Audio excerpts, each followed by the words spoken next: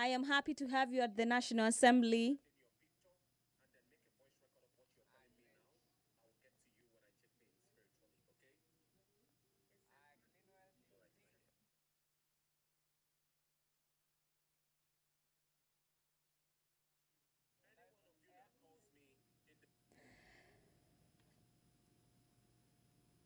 Good afternoon and welcome to the National Assembly live proceedings.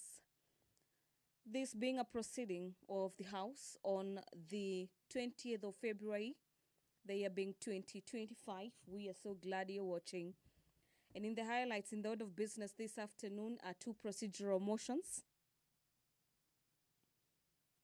The procedural motion is the extension of period for the consideration of the 2025 budget policy statement.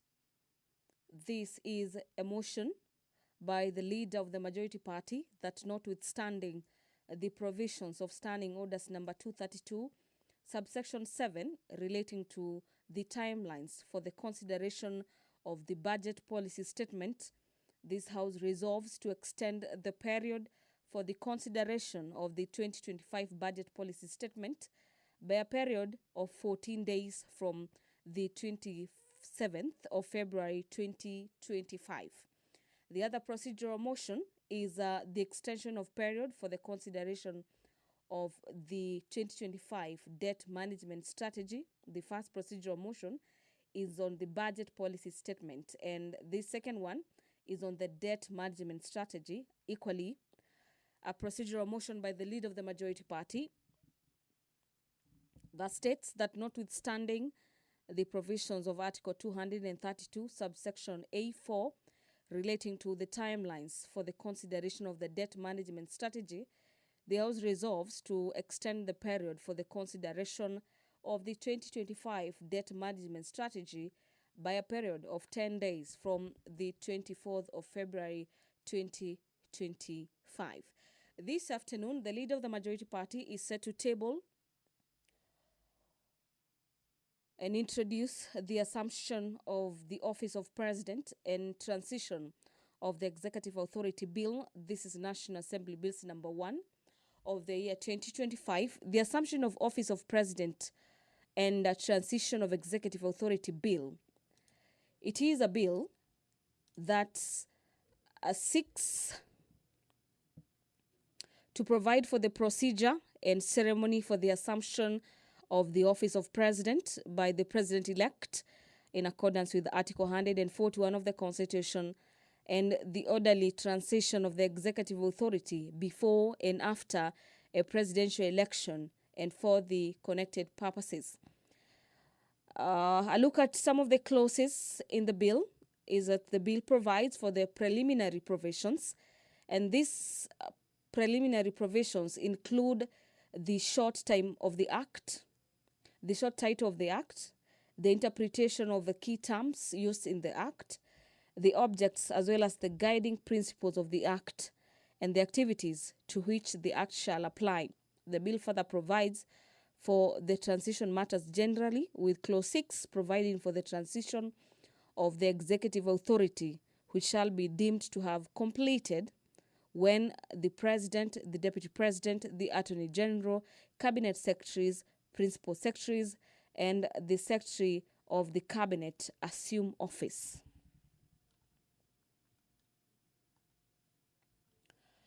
Clause 19 to Clause 22 of the bill provides for the swearing-in ceremony, with Clause 19 stating that the swearing-in ceremony shall be conducted in the capital city in accordance with Article 141 of the Constitution, and further provides that the swearing-in, the day for the swearing-in of the president-elect shall be a public holiday.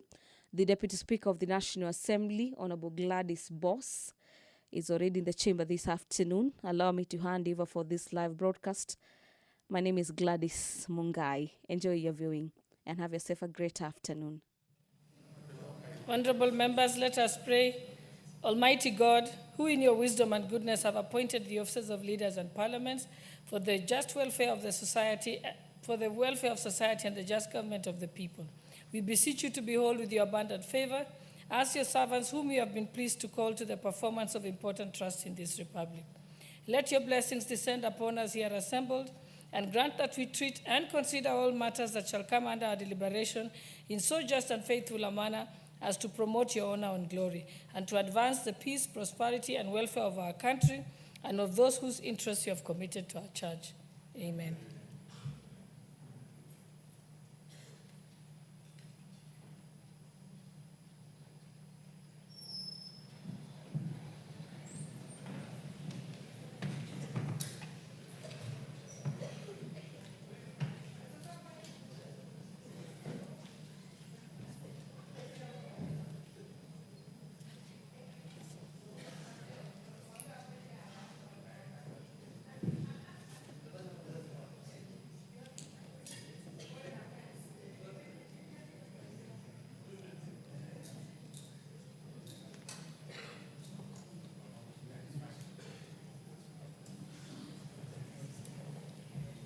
Sergeant at Arms, I direct that you ring the quorum bell for 10 minutes.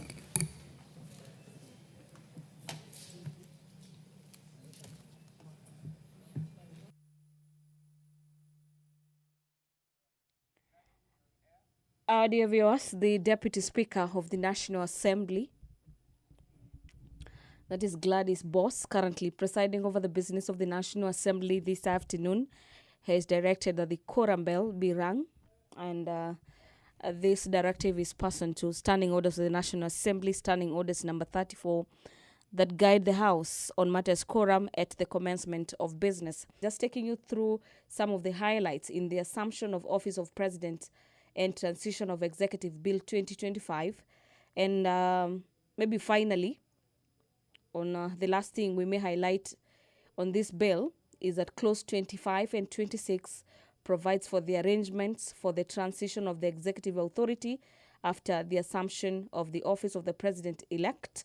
The bill expressly provides for the continuation in office of cabinet secretaries and other designated state officers that the cabinet that will serve in the cabinet pending the appointment of the incoming office holders.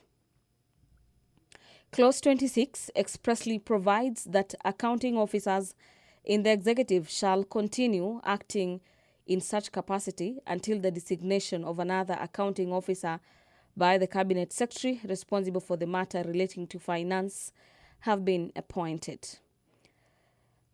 The Act further has restrictions of certain actions by state and public officers, and the express prohibition of the acts and omissions designed to obstruct the smooth transition of the executive authority and the formation of the government in accordance to the laws of Kenya. Clause number 24 provides for the requirement of the handover reports and enlisting of what the handover reports shall contain.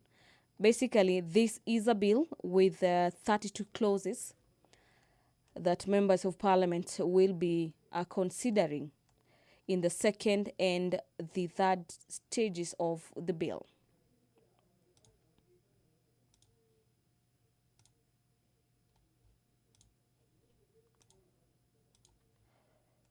The Equalization Fund Administration Bill, Senate Bills number 14 of the year 2023, is a bill that the House is set to resume debate on this afternoon. The debate was interrupted yesterday in the afternoon sitting, and this bill on matters Equalization Fund is by the Chairperson, Departmental Committee on Matters Finance and National Planning. And during the debate yesterday, we had members of Parliament calling for streamlination and streamlining of matters to do with the management of the Equalization Fund and equally extension of the expiration period. Our dear viewers, the Equalization Fund tenure is set to lapse in 2030, and members of Parliament in the bill were backing the proposals to extend the tenure of the fund, arguing that the bill or the act for that matter is yet to achieve its purpose as enshrined in the 2010 Constitution.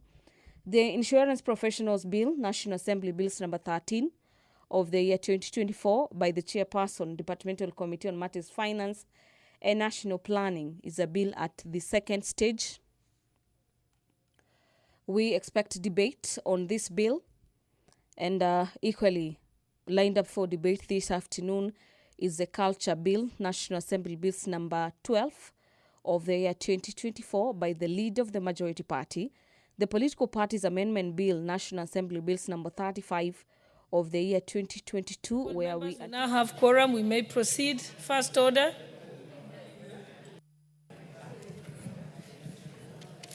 Order number 1, administration of oath. Order number 2, communication from the chair. Order number 3, messages.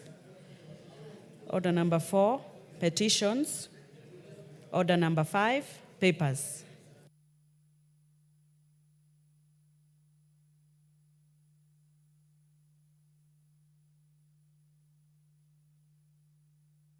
You may proceed with the papers. Honorable Speaker, I beg to lay the following papers on the table of the House today, Thursday, February 20th, 2025. Reports of the Auditor General and financial statement for the years ended 30th June 2021, 30th June 2022, and 30th June 2023, and the certificates therein in respect of A. Wanje Secondary School, B. Kimani Kiunjuri High School, C. Kipsianan Secondary School, D. Naivasha Girls Secondary School, E. Mwani Boys Secondary School, F. Sankuri Secondary School, G. Garissa High School, H. Munyaka Secondary School, I. Molo Highway Secondary School, J. St. Bakita Taragwa Girls High School, K. St. Patrick's High School, L. Metkei Girls Public Secondary School, MAIC Girls Secondary School, Loitoktok, N. Nun Kopir Girls Secondary School, O. St. Maria Veronica Girls Secondary School, P. Arimi Mixed Day Secondary School, Q. Kerobon Boys Secondary School, R. Colson Secondary School, S. Bishop Ketimu Gandu Girls High School, T. Our Lady Consolata Moigori High School, U. Bishop Sulemeti Chelemuk Girls High School, V. Namgoi Mixed Day Secondary School, W. Mpeketoni Boys High School, X. Mwani Girls High School, Y. Kisau Girls Secondary School, Z. Olotoktok Boys High School, A. St. Josephine Bakita Masinga Girls High School, BB. Duluku Secondary School, CC AIC Tulomboi Secondary School, DD Chumani Secondary School, EE Lamu Boys Secondary School, FF St. Bonaventure Kaherti Boys High School, GG Kimani Girls High School, HH St. Malivani Secondary School, II Dr. Kraft Memorial Secondary School, JJ St. Bakita Bahati Girls Secondary School, KK St. Anne Gadunguri Girls Secondary School, IILL Kimuri Secondary School, and MM Mayela Township Secondary School. Thank you, Honorable Speaker, and I lay. Honorable members, I would like to have your indulgence to reorder the order paper. So we'll now move to motion number 8 and 9. Then we will come back to 7, questions and statements, and then back to 6. Then after that, we can resume our order paper as usual. So let's...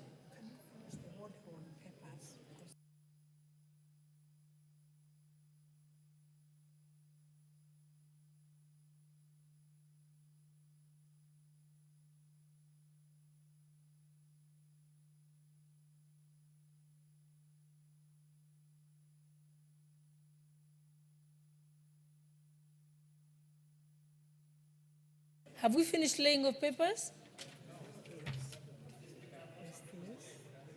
Mm-hmm.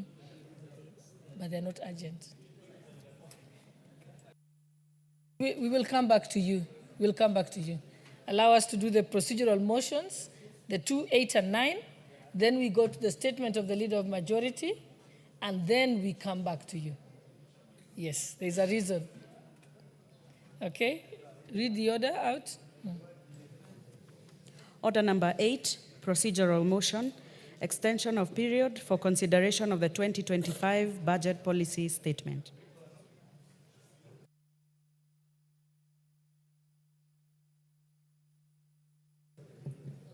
Thank you very much, Honorable Speaker. Honorable Speaker, I beg to move the following procedural motion, that notwithstanding the provisions of Standing Order number 232.7 relating to timelines for consideration of budget policy statement, this House resolves to extend the period for consideration of the 2025 budget policy statement by a period of 14 days from 27th February 2025. Honorable Speaker, the budget making process is one of the key critical roles of this House. And it really requires a complete active participation of all members, Honorable Speaker. And this procedural motion, therefore, Honorable Speaker, seeks to extend statutory timelines for consideration of the budget policy statement by at least 14 days, or in particular 14 days, Honorable Speaker. And this extension is necessitated by the fact that the Committee on Selection is yet to finalize the nomination of members to various committees. And it's actually the committee that is mandated to do that work, and its timeline has lapsed, Honorable Speaker. And it is for that reason that this very motion is being moved, so that this committee is constituted. As you're all aware, that the timeline lapsed of those select committees and the budget appropriation and appropriation committee. Self-explanatory, thank you. Exactly. You may call your second. So I therefore move this, Honorable Speaker, and I beg the Honorable Kangogo to second. I thank you, Honorable Speaker. What is this? Thank you, Madam Speaker, and I wish to second, Madam Speaker. Thank you.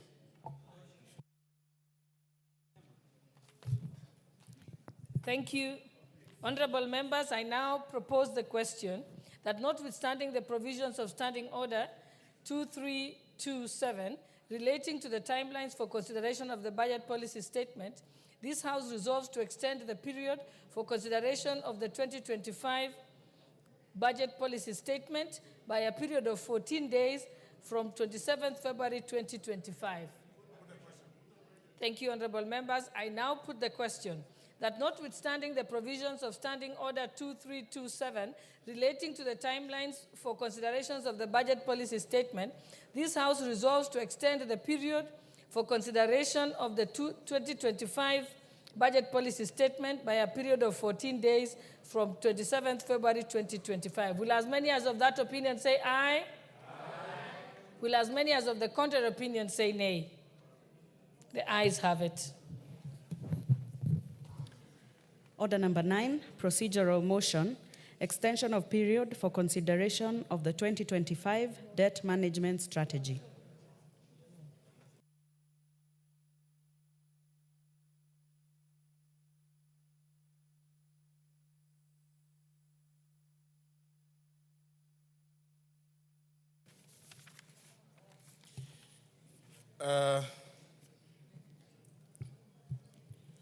Honorable Speaker, I beg to move the following procedural motion, that notwithstanding the provision of Standing Order number 232.4 relating to timelines for consideration of debt management strategy, this House resolves to extend the period for consideration of the 2025 debt management strategy by a period of 10 days from 24th February 2025.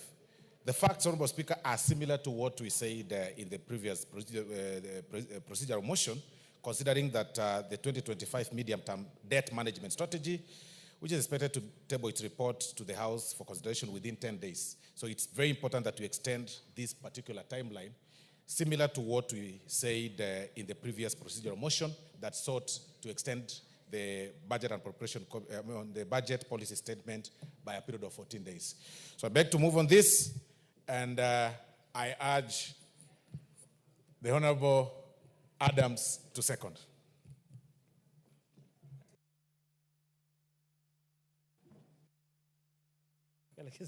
Madam Speaker, I second. What are you saying? Honorable members, I now propose the question that notwithstanding the provisions of Standing Order 232A-4 relating to timelines for consideration of the debt management strategy, this House resolves to extend the period for consideration of the 2025 debt management strategy by a period of 10 days from the 24th of February 2025. Thank you, honorable members. I now put the question that notwithstanding the provisions of Standing Order 232A-4 relating to the timelines for consideration of the debt management strategy, this House resolves to extend the period for consideration of the 2025 debt management strategy by a period of 10 days from 24th February 2025. Will as many as of that opinion say aye? Aye. Will as many as of the contrary opinion say nay? The ayes have it. And then next we shall go back to order number 7. Order number 5, sorry, for papers, because majority leader has. Order number 5, papers.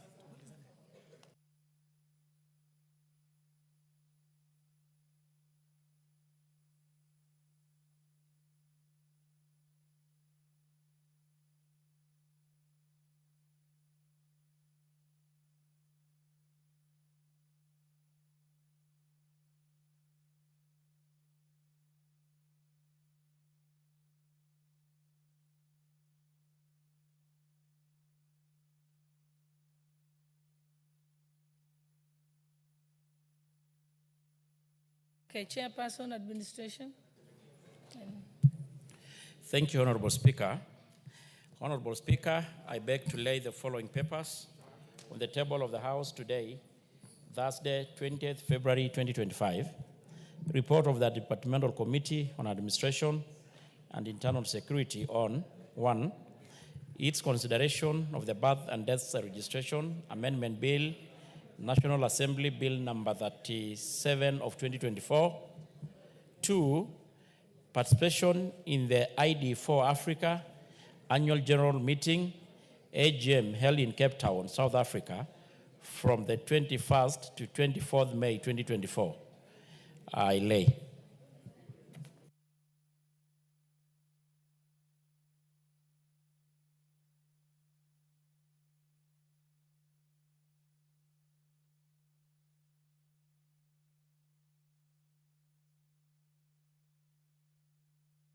The next paper, Chairperson, Transport. Honorable GK.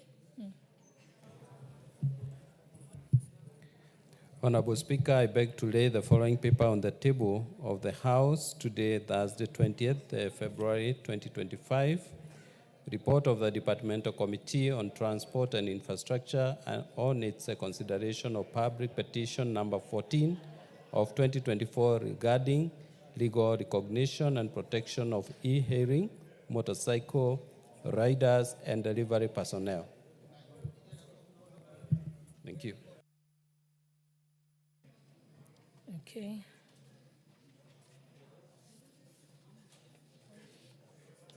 Now we can go back to order number 6. Honorable members, we can go back to order number 6. Order number 6, notices of motion.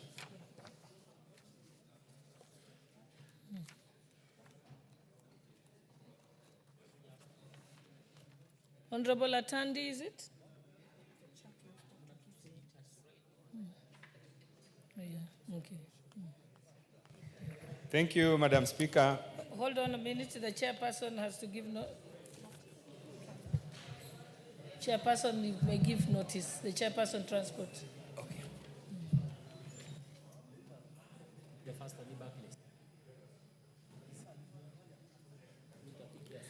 Honorable Speaker, I beg to give notice of the following motion, that this House adopt the report of the Departmental Committee on Transport and Infrastructure on its consideration of public petition number 14 of 2024 regarding legal recognition and protection of e-hearing, motorcycle riders, and delivery personnel laid personnel laid on the table of the House on Thursday, 20th February 2024. Thank you. Thank you. Member for Alego Usonga, you may now proceed. Thank you, Madam Speaker. Madam Speaker, I beg to give notice that aware that the Fertilizer and Animal Foods Act 2015 provides for regulation of fertilizer importation in the country. Further aware that the Fertilizer and Animal Foods Staffs Board regulates the fertilizer and animal foodstuffs industry, including the manufacture and production of fertilizers. Noting that the country currently relies heavily on imported fertilizer due to inadequate local production capacity. Further noting that the low local production leads to high costs for farmers, reducing their profits and results in unhealthy reliance on imported fertilizer. Concerned that this scenario threatens the country's food security in case of supply disruptions and discourages local production, recognizing that local fertilizer production could lead to improved fertilizer quality, increased crop yields, and a reduction in the environmental harm caused by the use of substandard fertilizers. Recalling that the country has the potential to produce fertilizer that could meet the country's domestic demand and also supply the regional markets. Further recognizing that there is need for the government to work with local producers to develop high-quality fertilizer tailored to the needs of Kenyan farmers and crops. Now, therefore, this House resolves that the national government, through the Ministry of Agriculture and Livestock Development, supports and promotes local fertilizer manufacturing industries by investing in research and development to bolster the domestic fertilizer manufacturing sector. Thank you, Madam Speaker.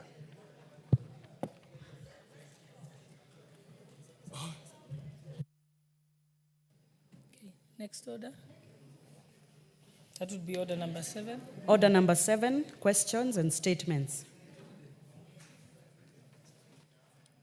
Majority Leader, you have your weekly statement on behalf of the Majority Leader.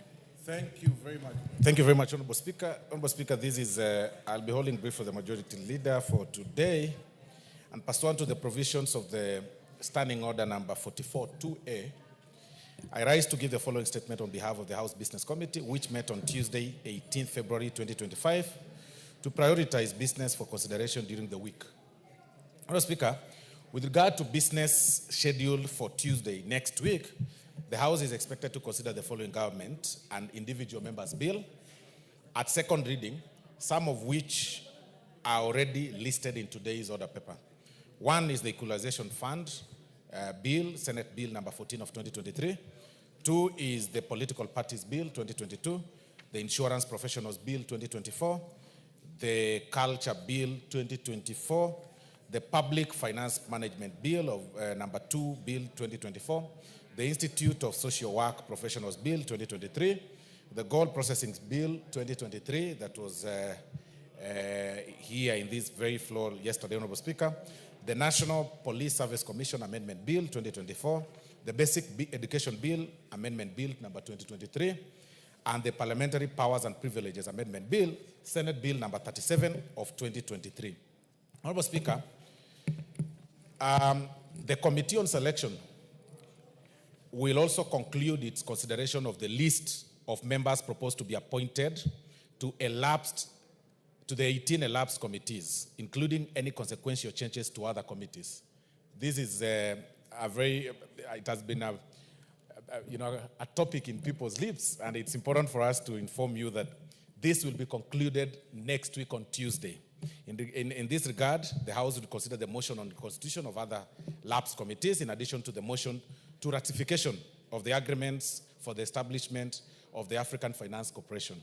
Mr. Speaker, as members will recall, you issued a communication guiding the House that the Liaison Committee would consider the supplementary estimates for the year 2024 and 2025 budget policy statement and debt management strategy. This is because the Select Committee on the budget, the Select Committee on Budget had its time lapse sometimes in this session, Honorable Speaker, and that is why that communication was issued. And this was a question by the delayed constitution of the Budget and Appropriation Committee and the Public Debt and Privatization Committee. As members have noticed in the supplementary order paper for today, Honorable Speaker, I intend to move a motion for extension of the period for the consideration. This has already been done, and when you reordered the order paper. And as a leadership, we had the liaison committee working with the departmental committees to fast track the consideration of the two committees or two budget documents and the supplementary estimates too, so as to enable the House to conclude with them soonest. Honorable Speaker, the House Business Committee also noted the status on the uptake of post-service medical by members, and as at last week, and commended and as last week, the enrolled members, there are several members that have enrolled willingly, and of course, they've also displayed their willingness to register to the scheme. And on behalf of the committee, we encourage members who have not enrolled to register soonest in order to allow the clerk to proceed with the administrative processes of actualizing the scheme without leaving any member behind. This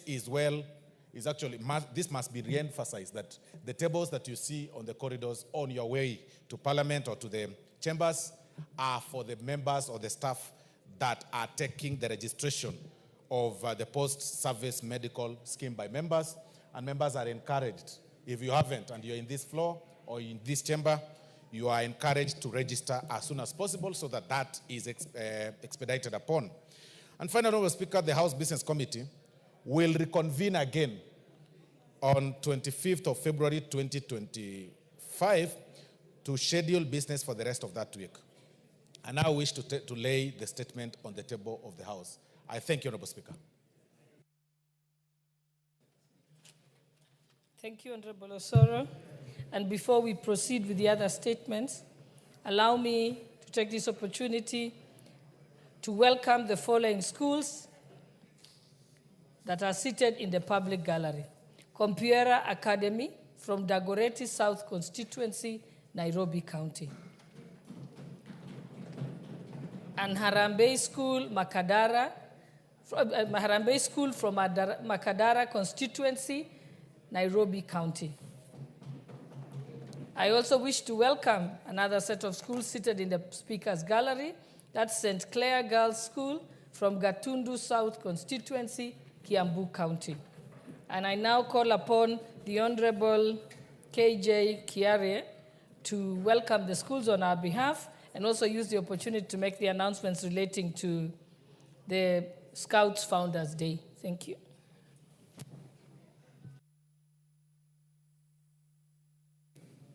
Honorable Speaker, I truly thank you. And I take this opportunity to thank the learners who have visited Parliament today and to welcome them to Parliament. And allow me, Madam Speaker, to single out Riara School. Riara School is an exceptional school within the Dagoretti area, a school founded by great educators in this country, Mr. and Mrs. Gashukia and the Gashukia family. And for more than 4 decades, this school has been an exceptional school in terms of quality of academic and even extracurricular. And so I want to welcome the learners to Bunge today. And this is where the laws of the land are made. And all the laws that we make in this Bunge, we make them with the consideration of what you see in that banner there that says all the things we do here, we do them for the welfare of society and the just government of the people. Madam Speaker, I will also take this opportunity to let the members know that this coming weekend is a most important weekend for the scouting community. And I say this, leading a caucus in this parliament known as the World Scout Parliamentary Union, a very vibrant and active caucus of whose membership are also very active members like the member for Waraka, the Honorable TJ, a very committed member and a scout. And this caucus brings together parliamentarians who are interested in scouting and are supporting scouting in the Republic. Madam Speaker, as you would know, Kenya holds a very special place in scouting in the world. The founder of scouting, one Lord Baden-Powell, and his wife, Lady Powell, decided that their final resting place shall be in Kenya. And so the remains of the founders of the World Scouting Movement are here in Kenya. And so I take this opportunity to welcome all members of Parliament to Nyeri, the scouting capital of the world, for the most important for the most important activity in Scouting calendar, which is the World Scouting Founders Day that shall be taking place in Nyeri this weekend. Finally, Madam Speaker, Scouting as a movement is no longer what it used to be when we were young. We used to see how vibrant Scouting used to be. We have, as a house, to ask ourselves, if the Scouting is getting monies out of our budget, if Scouting is getting money out of the exchequer, is this parliament on top of the issues that are happening in the Scouting movement? Are we supporting the Kenya Scouting Association as we should? Are we taking them to task in how we should in developing Scouting in this country? Madam Speaker, these shall be issues that shall be discussed this weekend as we seek to bring back the former lost glory into Scouting, and calling upon this House to take its rightful place in the oversight of the Scouting activities in this country. I thank you very much, Madam Speaker, for this opportunity, and welcome everybody to Founders Day of the Scouting movement at Nyeri, the capital city of Scouting in the entire world. Welcome, learners, and if you have not joined the Scouting movement, make sure you join Scouting in your school, and you shall be supported by this parliament through the World Scout Parliamentary Union. I thank you, Madam Speaker.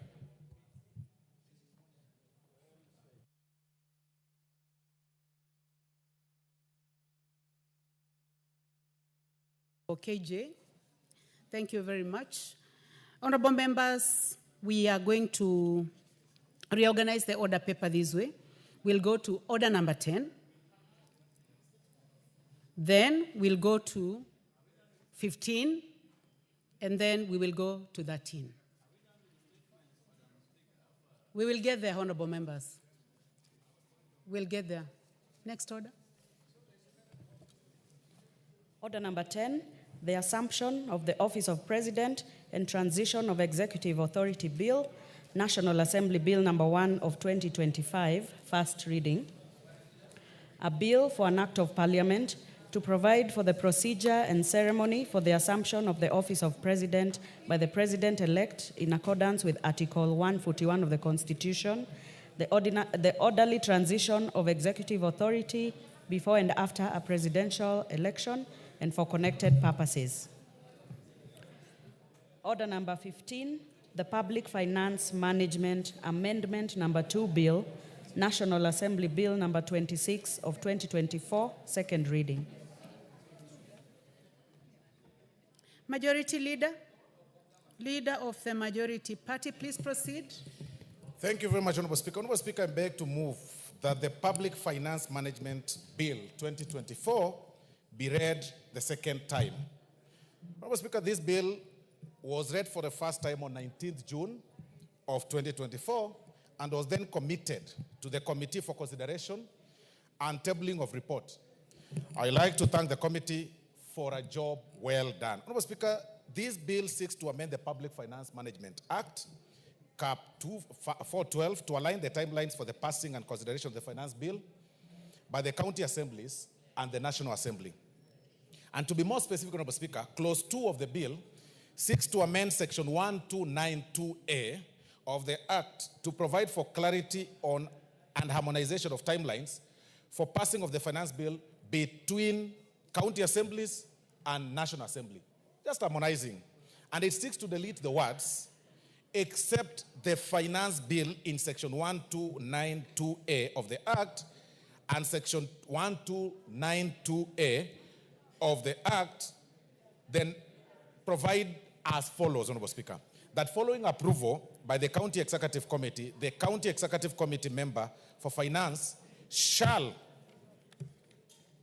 submit to the County Assembly the budget estimates, supporting documents, and any other bill, Honorable Speaker, that requires to implement the budget, except the finance bill by 30th April in that year. Honorable Speaker, the key word in this particular amendment will be except the finance bill.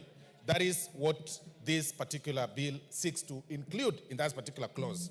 Additionally, Honorable Speaker, Clause 3 of the bill seeks to introduce a new Section 131A to provide for similar procedures for submissions. And considering the passing of the finance bill in the County Assembly as that of the National Assembly. So therefore, Honorable Speaker, that new section 131A will then provide as follows, because it's actually a new one. Submission, consideration, and passing of the County Finance Bill. Number 131A, 1. County Executive Committee member for Finance shall submit to the County Assembly on or before 30th April the County Finance Bill setting out the revenue measures of the county government. There are clear timelines here, Honorable Speaker, that did not exist in the previous one. And following, and then it will provide under 2, that following submission of the County Finance Bill by County Executive Committee member for Finance, the relevant committee of the County Assembly shall introduce the bill in the County Assembly. 3 will provide that the County Assembly shall consider and pass the County Finance Bill with or without amendments in time for it to be presented for assent by 30th June each year. This hasn't been there, Honorable Speaker, and that really seeks to help harmonize such things, Honorable Speaker. And 4 will provide for any recommendations made by the relevant committee of the County Assembly or resolution passed by the County Assembly on revenue matters shall ensure that the total amount of revenue raised is consistent with the approved fiscal framework. The word here is consistent with the approved fiscal framework. B, take into account the principles of equity, certainty, and ease of collection. C, consider the impact of the proposed changes on the composition of the tax revenue with reference to direct and indirect taxes. And then D, consider domestic, regional, and international tax trends. E, consider the impact on development and investment, employment, and economic growth. And F, Honorable Speaker, it will take into account the taxation and other tariff arrangements and obligations that Kenya has ratified, including the taxation and the tariff arrangements under the East African Community Treaty. And 5, Honorable Speaker, the recommendation of the County Executive Committee member for Finance shall be included in report and tabled in the County Assembly. Because there has been disparities, Honorable Speaker.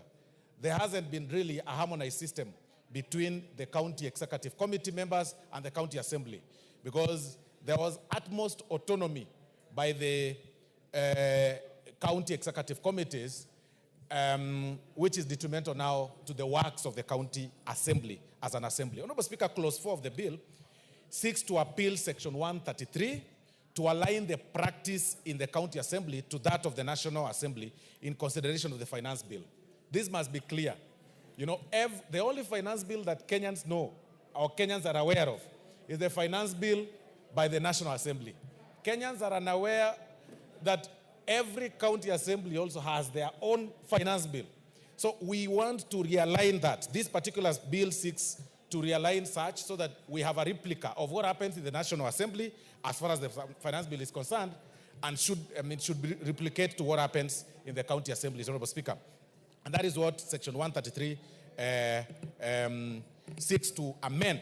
And it provides that not later than 90 days after passing the appropriation bill, the County Assembly shall consider and approve the finance bill with or without amendments. Mr. Speaker, this is very important because the casual way to which the county assemblies and the county governments run their business affairs, especially the business of the finance bills, Mr. Speaker, will be put to a stop. It now is well aligned within the law. Mr. Speaker, in conclusion, this bill contributes largely to the development of this country in terms of the finance sector. It contributes largely towards, of course, realigning the funds that come through such provisions that are introduced in the finance bill. And I therefore urge the honorable members to support this bill as it is. And I therefore beg to move, Honorable Speaker, and ask the Honorable Jared Okello to second. Thank you. The Honorable Jared Okello. Madam Speaker, I thank you very much for the opportunity to second this bill that has been proposed by the majority whip, my brother Honorable Osoro. Madam Speaker, it is true that there has been a disconnect between the budget process at the counties, together with the budget processes within the National Assembly, Honorable Speaker. And this bill seeks to create a level of uniformity in our budgeting processes, Honorable Speaker. Certain times budgets are passed here, monies are appropriated, even those that going to the counties, yet the counties are not ready with their own budgets, Honorable Speaker. So they push Treasury to give them monies without necessarily having what that money is going to do in their various counties, Honorable Speaker. And therefore, this is a very important bill that will seek to cure that kind of disconnect, Honorable Speaker. Madam Speaker, again, counties do not come up with full disclosure. We know that there are certain times that the monies that they get as personal revenue or revenue mopped up by themselves in the counties are never reflected into the final budgets that they come up with. And therefore, we wonder that these counties make so much money, monies that we do not know about, monies that are able to run their affairs in the various counties, but yet they push the national government out of that fund that the shareable revenue. That is exactly what they're waiting for. So we ask ourselves, Honorable Speaker, that in order not to devolve corruption at the county levels, governors, together with their respective CECs in charge of finance, must come up with full disclosure so that we can know with exactitude how much is expended to these counties, Honorable Speaker. Madam Speaker, this bill, as it seeks to come up with a level of uniformity, also challenges counties to do the right things at the right time, Madam Speaker. And therefore, we believe that moving forward as a country, the two levels of government, because we have 48 levels of government, or 48 governments in the country, the national government together with the 47 county governments, Madam Speaker, that there will be a level of sync in what they do. There will be reaching across the aisle so that whereas they are dependent or are they independent in what they do, there will be also a level of interdependentness, that the county governments will be listening to what happens in the national government, and the national government will, in return, consult very aggressively so by the county governments, Honorable Speaker. I therefore support this bill that has been proposed by the majority leader, and therefore I second, Madam Speaker, and I thank you for the opportunity.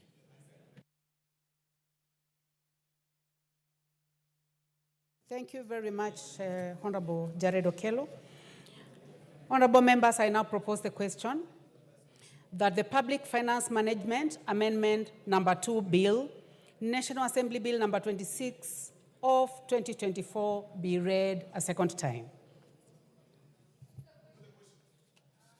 Honorable members, before I do that, I would like to take this opportunity, honorable members, to welcome students seated in the Speaker's Gallery this afternoon, students from Muthaiga Junior School from Gilgil constituency, Nakuru County. You are welcome to the National Assembly to observe proceedings of the House. And honorable members, in line with that, I would like to invite the Honorable Martha Wangari to welcome the students.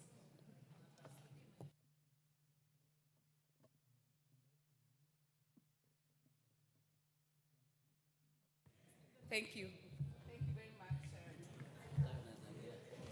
Thank you very much, Madam Speaker. The reason you hear Honorable Mboko laughing is because this week I have been receiving schools right from Tuesday and the day before yesterday and yesterday. But Madam Speaker, today I am very delighted because we are hosting a school that is not from town. Yesterday and the day before we were hosting a school called Gilgil Day Secondary School. Today we are hosting a school from the rural Gilgil constituency, from a ward called Elementaita. And Madam Speaker was visiting these young men and young boys and girls 2 weeks ago, and they were very excited to come to Parliament. So I just want to take this opportunity to encourage them that they can be able to learn something from us, and at the end of the day, in a few years to come, Madam Speaker, they will be the ones who will be sitting where we are sitting. And they are very excited today, Madam Speaker, because they have actually sat in the Speaker's gallery. I want to thank the Clerk's office again and the Speaker's office for allowing and making it possible. And you know, Madam Speaker, since the day not to forget, June the 25th, it's time we are now seeing children this session.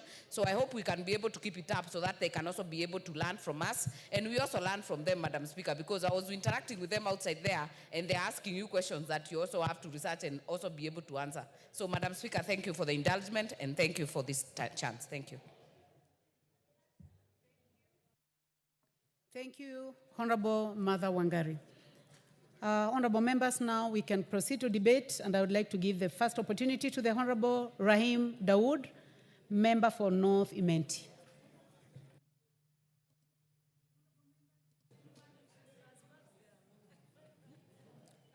Anyone interested in... may I now put the question? Honorable members, is it the mood of the House that I put the question? Will as many as of that opinion say aye? Will as many as of a contrary opinion say nay?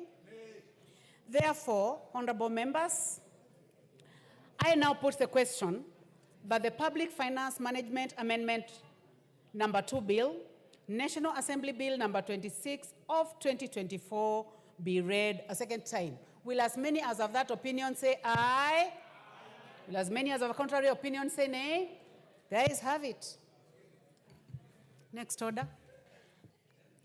A bill for an act of parliament to amend the Public Finance Management Act and for connected purposes. Order number 13, the Culture Bill, National Assembly Bill number 12 of 2024, second reading. Leader of Majority Party. Thank you very much, Honorable Speaker. Honorable Speaker, I beg to move that the Culture Bill 2024 be read for the second time. Honorable Speaker, first of all, I wish to commend the Departmental Committee on Sports and Culture for a job well done in this particular bill, Honorable Speaker. As you're aware, this bill was informed by Article 11 of the Constitution of Kenya, which recognizes culture as the foundation of the nation and as the cumulative civilization of the Kenyan people and nation. It commits the government to promote all forms of national and cultural expressions through literature, the arts, traditional celebrations, science, communications, information, mass media, publications, libraries, and other cultural heritage.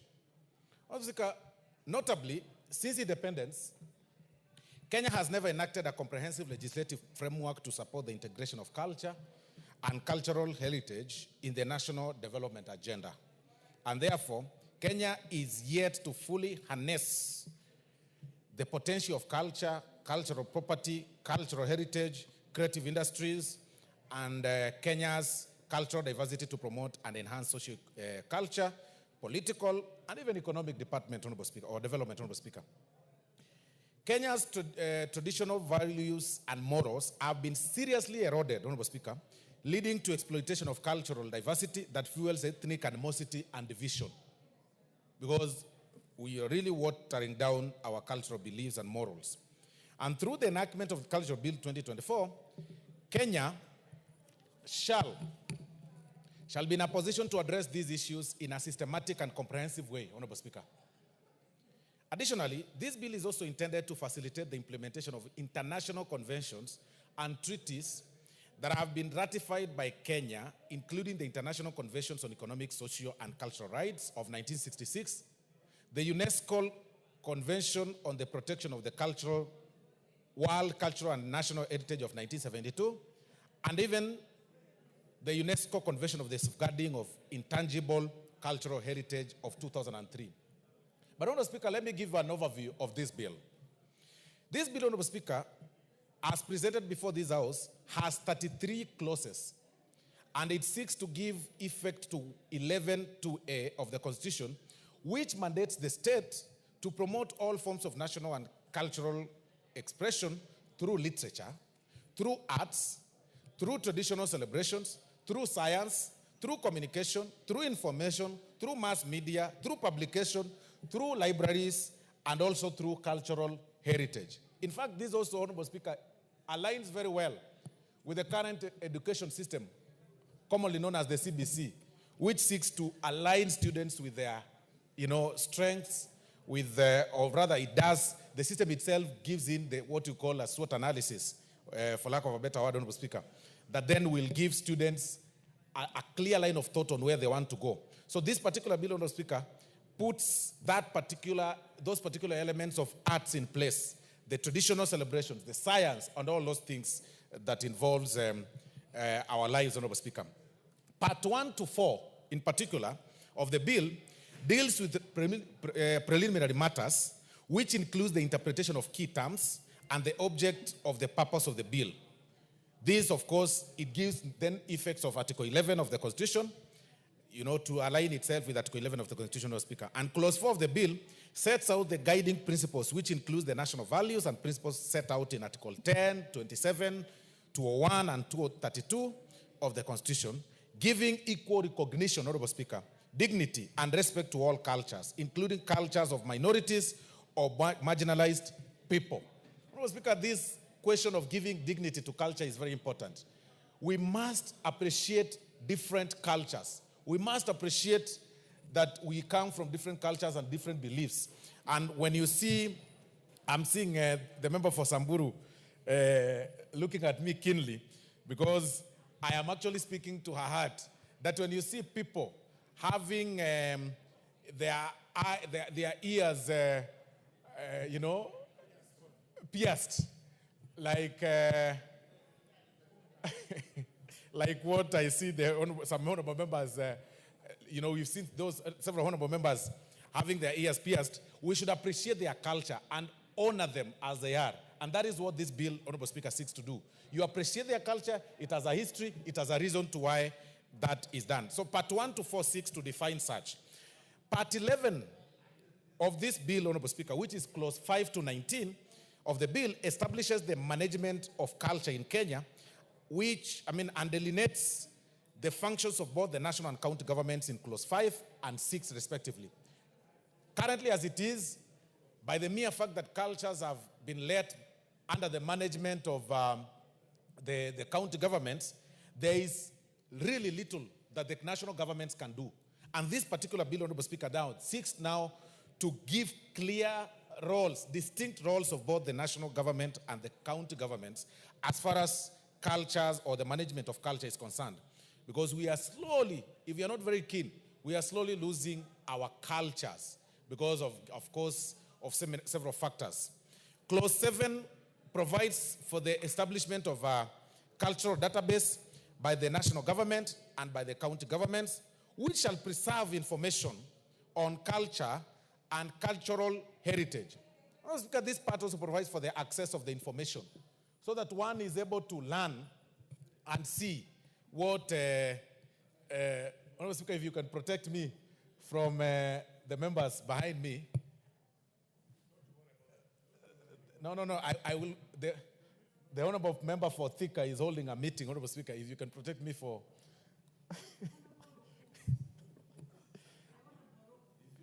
And the meeting, you want to? Thank you. Thank you very much, Honorable Speaker. Honorable Speaker, clause 9 provides for the establishment of mechanisms for determination and payment of royalties to communities for the use of their culture and cultural heritage, which shall be guided by the impact, economic value, cultural value, whether it will be used periodic or continuously, the effect among other key factors. Honorable Speaker, royalty is very important. That as we appreciate culture, the monies or the revenue that is generated from such should have an impact on the society that lives within. Currently, Honorable Speaker, very few communities are able to enjoy royalties that are raised from the cultures in different areas. And to be very particular, when you go to Masai Mara, Honorable Speaker, you'll realize that as we pay, as people pay to see animals, to walk around the park, Honorable Speaker, you realize that the county governments have invested in people that man around that area, Honorable Speaker, who are not from the national government. The royalties that are enjoyed from such, Honorable Speaker, must replicate to the communities that live from that area. And that is what Clause 9.6, Honorable Speaker, to include. Clause 10 outlines the exceptions and limitations to compensation for use of culture and cultural heritage in the public interest. There ought to be compensation, Honorable Speaker, on when we use people's, or rather our communities' cultures. Clause 11 of the bill deals with procedure for the export, import, and transfer of inventoried cultural property under the supervision and direction of the Cabinet Secretary. Clause 12 prescribes the procedure for the application to the Cabinet Secretary and consideration of application for the conduct of research on any cultural property entered in the national database. And even going forward, Honorable Speaker, we should even move it further, even as we took in this Clause 12, as we go to the next step. There is need for us to have cultural centers in every county or in every ethnic group area so that people are able to learn. Our children are able to know where we came from and how, their forefathers and grandfathers used to live then. Clause 13, 14, and 15 provide for the procedure for the registration of cultural property, the manner of notification when registration has been refused, and the validity of a register and certificate of registration of a cultural property. Clause 17 and 18 deal with the recognition, promotion, and protection of cultural expressions. Clause 19 of the bill, Honorable Speaker, deals with circumstances under which a tangible cultural heritage shall be seized and disposed of under this particular act, Honorable Speaker. And then we move to part 3, which is the final part of this particular bill, Honorable Speaker. It runs from Clause 20 to 29 of the bill, and it sets out the offenses and penalties. The offenses include theft of the cultural property, sale of protected cultural property, where you want to enrich yourself on the land that belongs to a particular culture or particular community for cultural purposes, forgery or fraud relating to cultural property, damage to cultural expressions, exportation of cultural property without permit, and unauthorized removal of cultural property, Honorable Speaker. These penalties attract a fine of up to 200,000 shillings to imprisonment for a term not exceeding 2 years, or even both, Honorable Speaker. Other offenses provided for in the bill, Honorable Speaker, are failure to comply with the conditions for the registration of cultural property, undertaking research into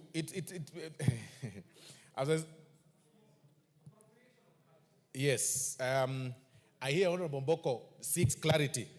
The bill seeks to set penalties and fines for those people who mess around with such, and you can be fined up to 200,000 shillings or imprisonment for a term not exceeding 2 years, or both. Members are invited, of course, as we move to the next stage, to seek amendments or to raise if they consider that too little, or to reduce if they consider it a bit more retributive. Other offenses, Honorable Speaker, provided for in the bill are failure to comply with the conditions for the registration of cultural property, undertaking such research into cultural property without permit. You go to some place, you just want to do a cultural research without permit, loaning cultural properties without a permit, damage to inventoried cultural property, wrongful possession of cultural property. And this, as we move to the next step, Honorable Speaker, it's important for us to know that we'll have again to identify what can be termed as a cultural property, so that you are not found with something that you really own, you take pride in, and somebody says it's a cultural property. Counterfeiting and misrepresentation of cultural property, the use of images of cultural property without permission, providing false and misleading information under the Act, and willfully impeding of obstructing a person performing a function or exercising a power under the Act. Honorable Speaker, the penalties on this, and this is where Honorable Mboko Milemba should be very keen on. The penalties for this, Honorable Speaker, includes fines up to 500,000 shillings or imprisonment for a term of up to 2 years or both.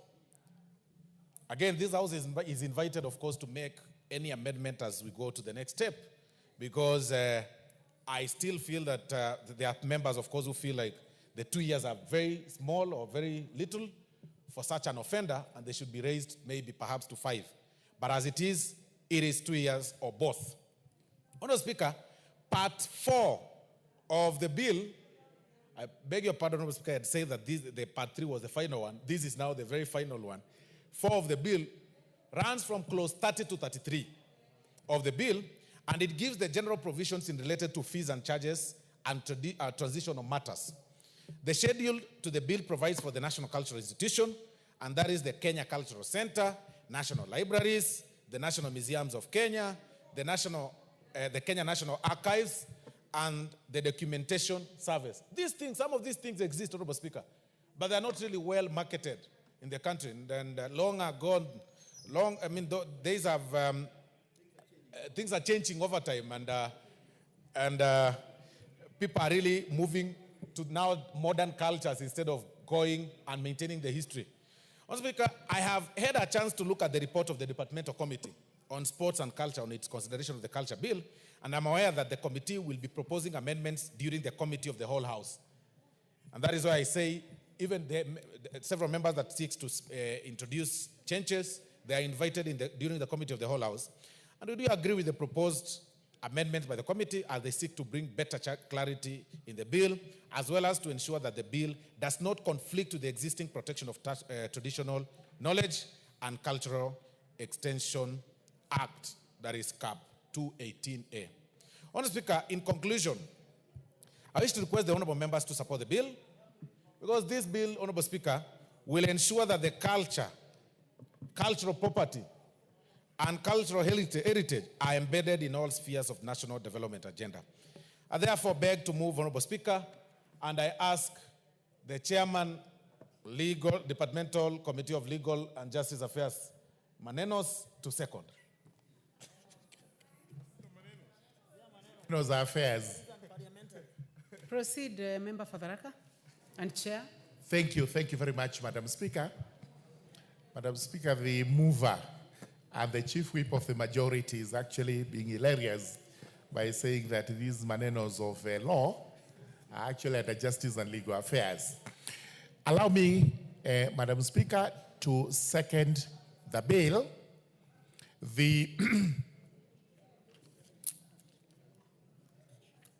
The culture bill, a bill that has come to this House so that we are able to actually codify the law relating to various cultural practices in the country. This is a law that is of great interest to most of us because we have a checkered history of our culture, and especially after the advent of the white man who came over with extremely offensive opinions about our culture.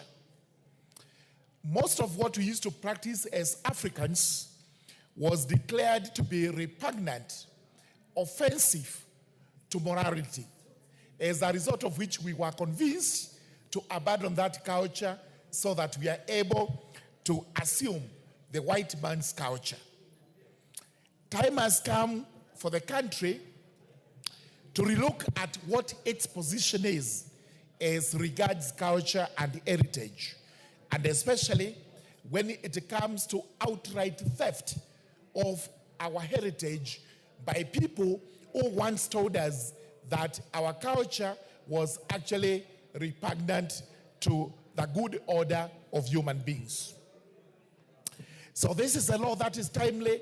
This is a law that we should look at as a House, and I would encourage every member of Parliament to obtain a copy of this bill, go through it, and make an argument in support especially so that we are able to preserve our culture, we are able to preserve our heritage, and where possible, we are also able to make out a living from such culture and heritage.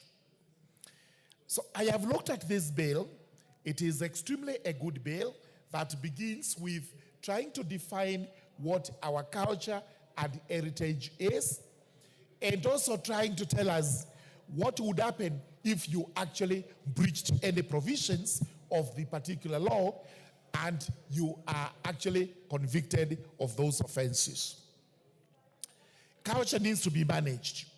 And we have seen our traditional practices sometimes coming into play when we are doing national events or we are carrying out other cultural events.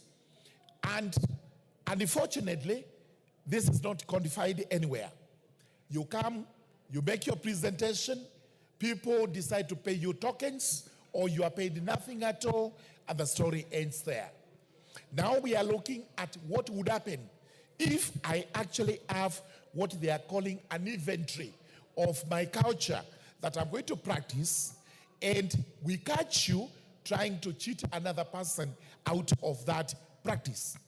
You would be committing an offense under this law, and on conviction, you would actually face a fine, and in default, you may actually go to jail, or you may actually get a fine and a jail term simultaneously. So let us have the management of our culture, which we are actually giving to the national government. Because sometimes we feel the county governments may not have the capacity to manage this culture, but they would have a role in establishing the databases and the areas that have to be codified as heritage. So this is defined in the part 2, what the national government is supposed to do and what the county government is also supposed to do. The requirement that you have to register, and after registration, you have to validate your registration from time to time. Then we've been given the offenses. And these offenses are curious. And I would urge the members of parliament to look at part 3, which runs from section 20, which is clause 20, all the way up to clause 29. And I may point out a few of these offenses which I say are curious. For example, under clause 24, any person who intentionally damages or destroys an inventoried cultural property or artifact commits an offense and shall, on conviction, be liable to imprisonment for life. Honorable members, you have to look at this because it may be disproportionate, such that if you ever commit any of the offenses under section 24, you would actually be jailed for life. And the discretion of the court is taken away. I think this may be disproportionate, and we may just have to relook at it when we go to the committee of the whole house. What is also interesting is 25.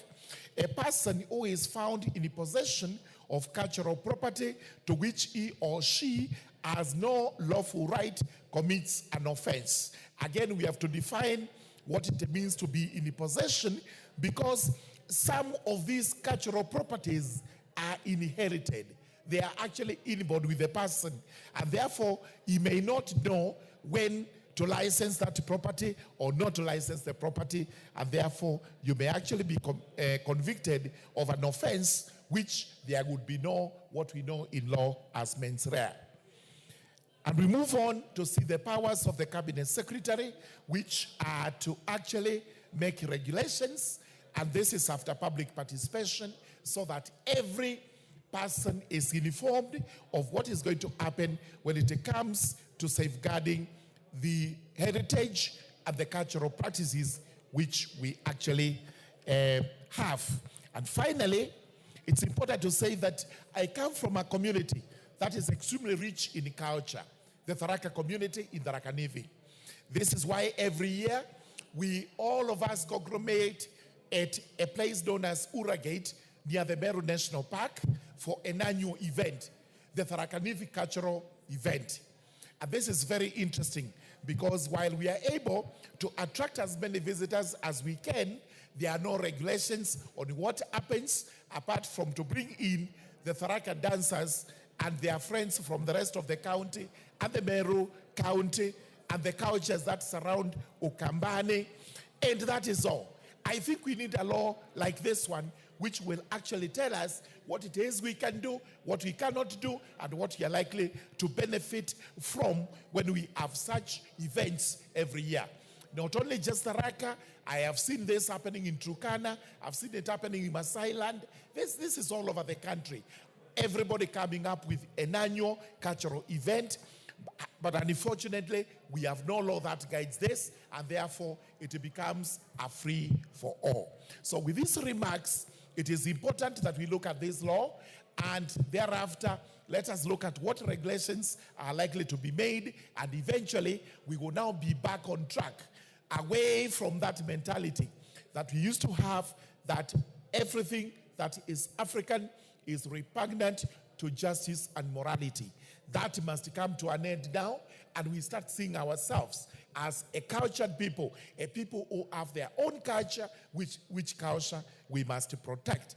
I know there are areas that we may not have been right. Some practices were actually not as good in terms of human beings' rights, in terms of modern practices, and those we have discarded.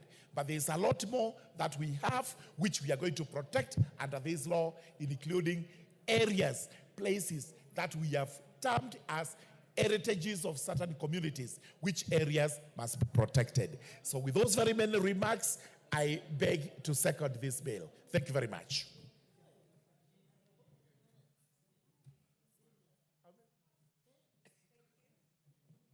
Thank you very much, Chairman.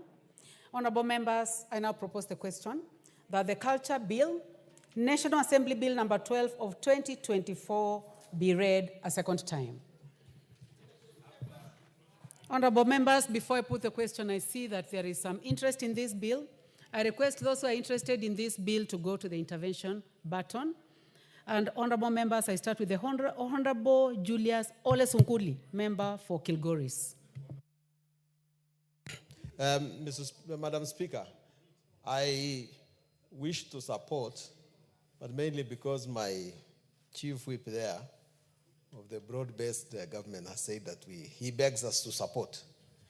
But in reality, and I say I support, I repeat, I support. But, Mr. Speaker, Madam Speaker, this is actually not a culture bill.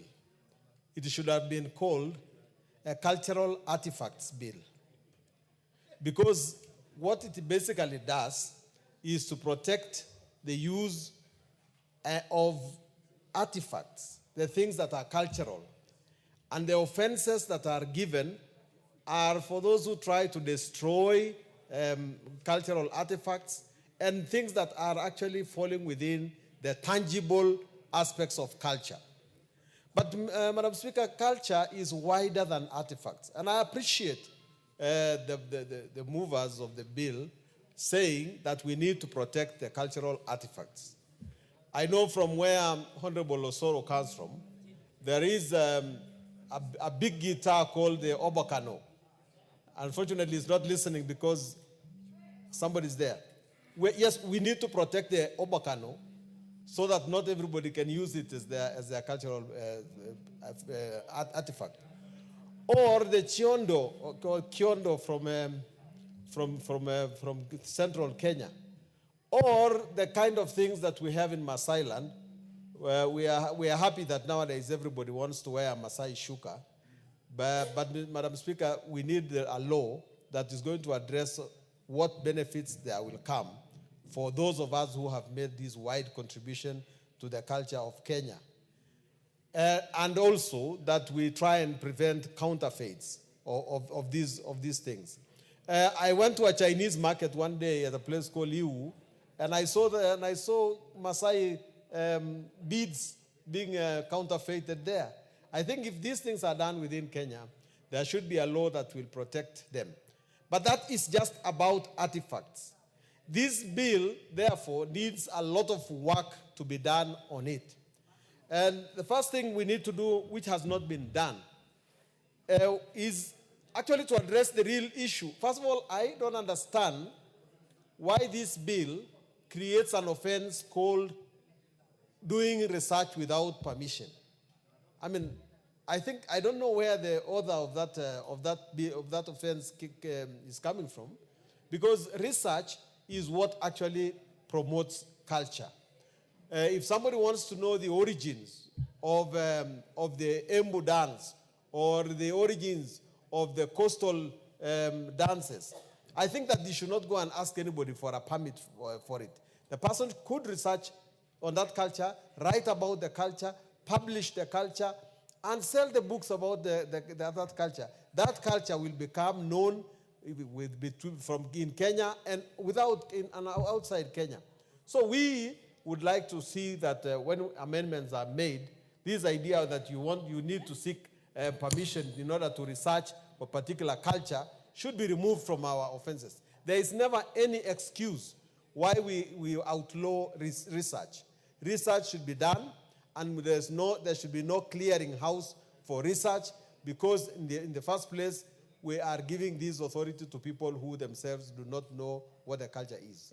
Secondly, Madam Speaker, when you look at this law, and it comes to the real issues about culture itself, and that is made in clause 9 of the bill, everything about the cultural law has been given to the counties and to the cabinet secretary. Now, if you want an example of the Maasai culture, the Maasai culture is practiced by the Maasai people. And the Maasai people live in Narok, they live in Kajiado, they live in Tanzania, they live, the map generally, if you want to include the Samburu, you want to include the James, I do not see why this is given to the county governments to be their jurisdiction. This should be a national policy, not supposed to be restricted to a particular county. And if you give it to a county to make the law, does it become subsidiary legislation or does it become the main law? This bill should have taken more public participation and put what it wanted to say inside the bill, instead of saying that the law is, let the cabinet minister make the law. That is not law. These things should say exactly what the national policy should be. Because they say that the county government should make the law in line with the national policy. But where is the national policy about culture right now? There is none. It ought to have been put in this law so that we know what actually the law is saying about culture. So, Madam Speaker, the way I see it myself, a lot needs to be done in this bill. Either we begin with it and then keep on building on it. I think not enough public participation was done. It escaped all of us during the public participation period, because we would have said what we wanted to put in this bill. And again, another point that I would like to not to leave unmentioned is the fact that communities ought to have a way in which they actually determine what goes into their cultural bill. I do not think that people were addressed according to their communities. The Turkanas had their cultural day just a few months ago. I do not know that anybody approached the Turkanas to ask them, what do you want to put in the cultural bill? The Ma communities held their cultural festival in Archer's Post the other day. Nobody asked them what actually needs to go into this cultural bill. The Kalenjin people held their functions in Mount Elgon the other day. Nobody actually approached them to ask them what needs to go into their cultural bill. The coastal area is very rich with culture. Everybody, everywhere, culture is roaring and it's being practiced. But we need to do more. We need to ask communities, what do you want to go into this bill of culture? Otherwise, a lot of work needs to be done. But again, in honor of the Chief Whip who says we support this bill, let us support it as a work in progress. I support.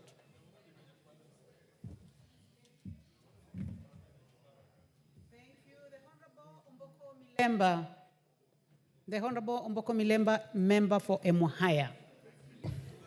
Thank you, Honorable Speaker, and let me thank the whip for moving this bill so well and clearly so, and thank the committee for what they did on trying to bring a bill that will guide culture. And some milestones have been made, whereas we still have room for improvement, like on the role of the county government and the national government. I think the role of the national government should be given more emphasis because culture was supposed to unite us in Kenya.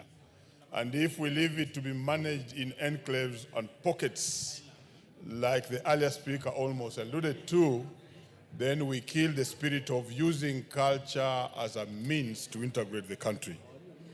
Another milestone was the issue of royalties, which I really loved, because many foreigners and people use cultural artifacts and other expressions without payment. The Maasais, I think, have suffered most because their regalia and other artifactual materials are being used. There is also the issue of database, great milestone highlighted by the bill, because this will assist us to keep track of what is going on within the different cultures and even count them, know the progress. Honorable Speaker, there's the issue of the artifacts transfer and what it contains and so on and so forth. Creation of cultural centers in every county, great.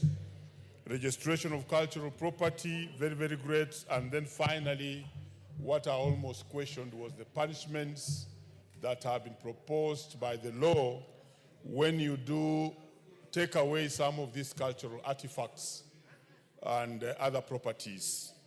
And this I thought was too little, because if you say you'll punish by imprisoning somebody for 2 years or even less, or a fine of 100, 200,000, and you know, this is a person who has affected the entire community and their cultural landscape and expressions, then it looks like we are casualizing what we really intended to achieve in terms of protecting culture and so on and so forth. Given that, Honorable Speaker, the cultural expressions and artifacts are very, very expensive mementos that can fetch very high prices elsewhere when removed from where they are.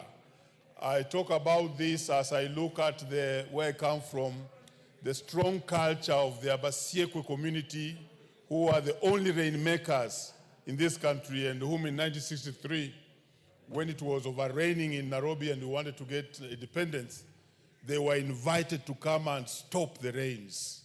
And now if somebody interferes with them and then is only being fined 200,000 or an imprisonment of 2 years, that is too little.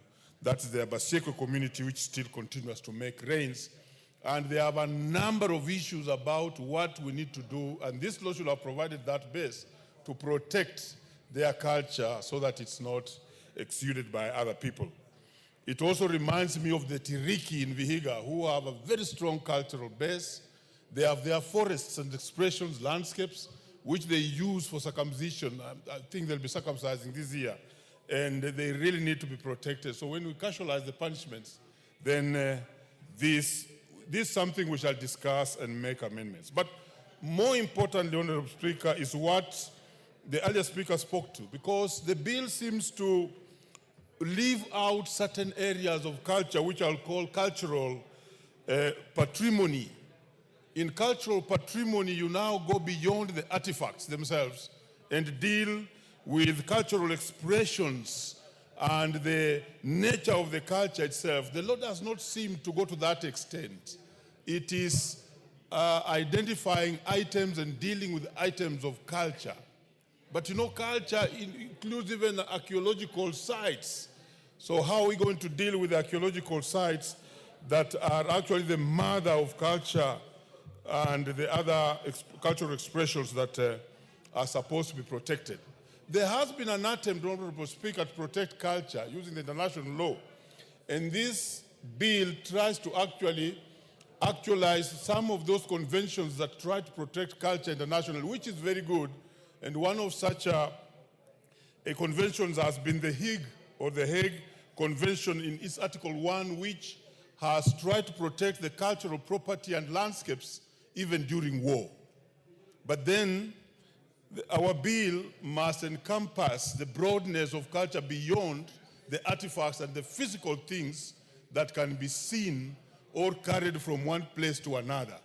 Of course, not forgetting that what this parliament has always done, and which is wrong, and seems to happen again, is we get tired when we are making the law and indicate that the cabinet secretary shall make certain items or certain comments or certain laws which otherwise is not his business to do. And this bill has also gone that direction. And therefore, for the third reading, we need to go into the details and make sure that we make a complete law, even if it's not be full, because culture is very broad, but it's a law that will be a beginning to protect our cultural practices moving forward. Thank you, Honorable Speaker.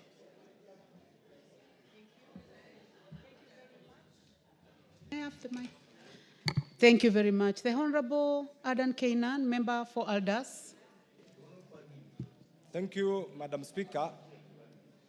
This culture bill introduced by the Leader of Majority seeks to promote, preserve, and institutionalize Kenya's rich and diverse cultural heritage, Madam Speaker. At the core of the bill proposes the establishment of National Cultural Heritage Council, a specialized body tasked with the management, promotion, and protection of Kenya's cultural heritage sites, indigenous practices, and artistic expression. The council's work is to preserve, is to create a culture of continuity and harnessing the promotion of our rich cultural heritage. Madam Speaker, this bill also attempts to create some sort of cultural preservation and revitalization. Kenya, Madam Speaker, is home to over 40 ethnic communities with distinct traditions, languages, artistic expression, and therefore this bill is timely because it attempts to safeguard the endangered languages like the Ogiek, the super language of my good friend, the Honorable Mili, and also attempts to protect sacred sites like the Kaya forest of the Mijikenda, and preserve traditional craftsmanship such as the Maasai beadwork and the Lamu Swahili architecture. Madam Speaker, if you look at the face of Kenya, and you look at Mili and Mili Odhiambo and her language, the super language, and I'm sure they have been consumed by the rich Luo culture, they're still struggling, and therefore we need to create a special place for them so that even after the next generations, the super community is still remembered. Madam Speaker, this bill also will boost tourism and economic growth. Cultural heritage is a key driver of heritage tourism, Madam Speaker, which contributes significantly to Kenya's economy. Therefore, by promoting cultural festivals such as the Lake Turkana Cultural Festival, the Lamu Swahili Cultural Festival, and other, e.g. like the Lake Turkana Cultural Festival, Lamu Cultural Festival, and historical landmarks such as Fort Jesus, the Great Rift Valley prehistorical sites, the bill positions Kenya as a premier cultural tourism destination, Madam Speaker. And therefore, this in turn is expected to create job opportunities, support local artisans, and attract international investment. Madam Speaker, this bill, once passed, will also contribute to the strengthening of our national identity and unity. Madam Speaker, Kenya is a diverse nation. I always say that Kenya is a collection of many nation states. The rich historical, cultural heritage of these communities must be documented, contextualized, put into a form that can easily be used by the current generation and the future generation, Madam Speaker. And therefore, this cultural heritage, Madam Speaker, plays a fundamental role in our national identity and cohesion. And this is what this country requires. Madam Speaker, when the colonialists brought us together with our diverse cultural heritage, we attempted to get a Kenyan culture in the form of one language, one heritage, one identity, and we're still struggling. And therefore today, if you ask me, that is one thing that we should prioritize as leadership so that we have the Kenyan culture, the Kenyan identity, the Kenyan dress, the Kenyan way of thinking, the Kenyan way of doing things, so that that becomes the unique Kenyan identification. And therefore, I hope this bill, once passed, Madam Speaker, will accelerate our shared history and indigenous knowledge system, Madam Speaker. And therefore, again, once that is done, we'll see, as the bill aims to instill patriotism, encourage cultural pride, and bridge ethnic divides, ultimately reinforcing the sense of being a Kenyan, Madam Speaker. And this is one thing that has been lacking. Madam Speaker, over the years, we have prided ourselves. And this is one thing that really affects our national unity. Kenyans are known for their resilience. Kenyans are known for their focus. Kenyans are known for their rich cultural heritage. But Madam Speaker, what we have lacked is a law that will help us coalesce around that identity and project and promote and protect that Kenyan identity that will demonstrate the uniqueness of the Kenyan culture, not only locally, but also internationally, thus earning Kenya being a unique tourist destination, Madam Speaker. Madam Speaker, countries like Turkey, I wish you had that. Countries like Turkey, countries like United Arab Emirates, countries like Japan benefit from tourism. And yet they lack so many other natural resources, Madam Speaker. Can we be in the league of the same nation, Madam Speaker, once we identify and maximize on this critical national heritage, Madam Speaker? Madam Speaker, over the years also, there has been an attempt, because of this lack of identity, to profile, to stigmatize, and to divide the Kenyan society along regional lines, along regionalism, along tribal lines, Madam Speaker, along negative ethnicity, Madam Speaker. And this has discouraged,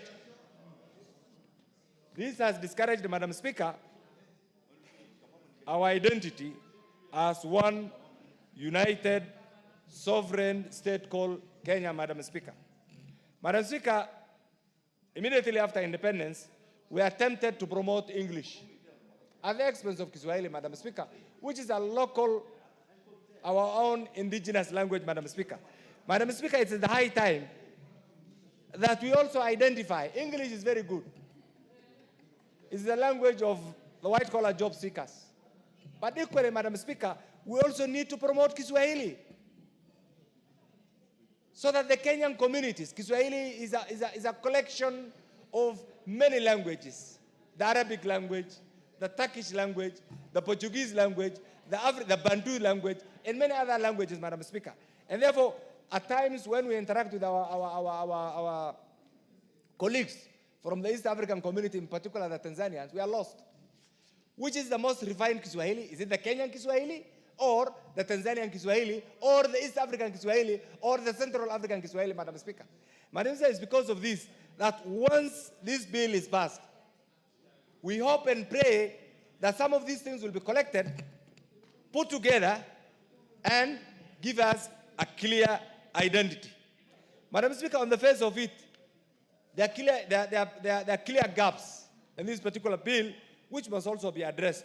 Madam Speaker, we currently have the National Museum of Kenya, we have the Kenya National Archive, and we have the Kenya Film Corporation.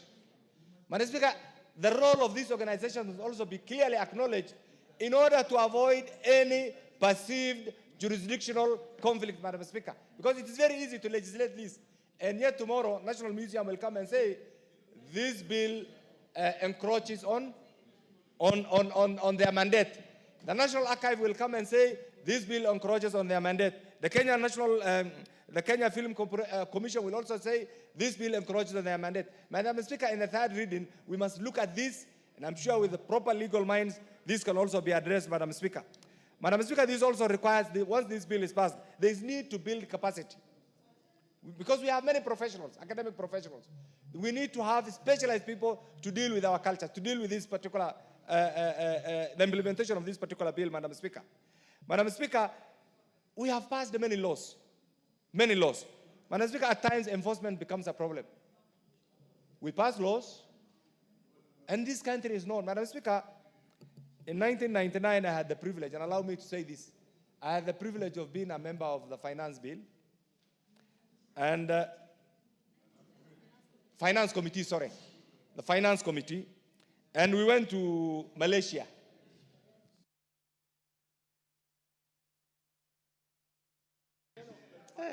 I'll give 2 minutes. I'll give you two. I'll give you 2 for your 5 terms in this house. So 2 minutes.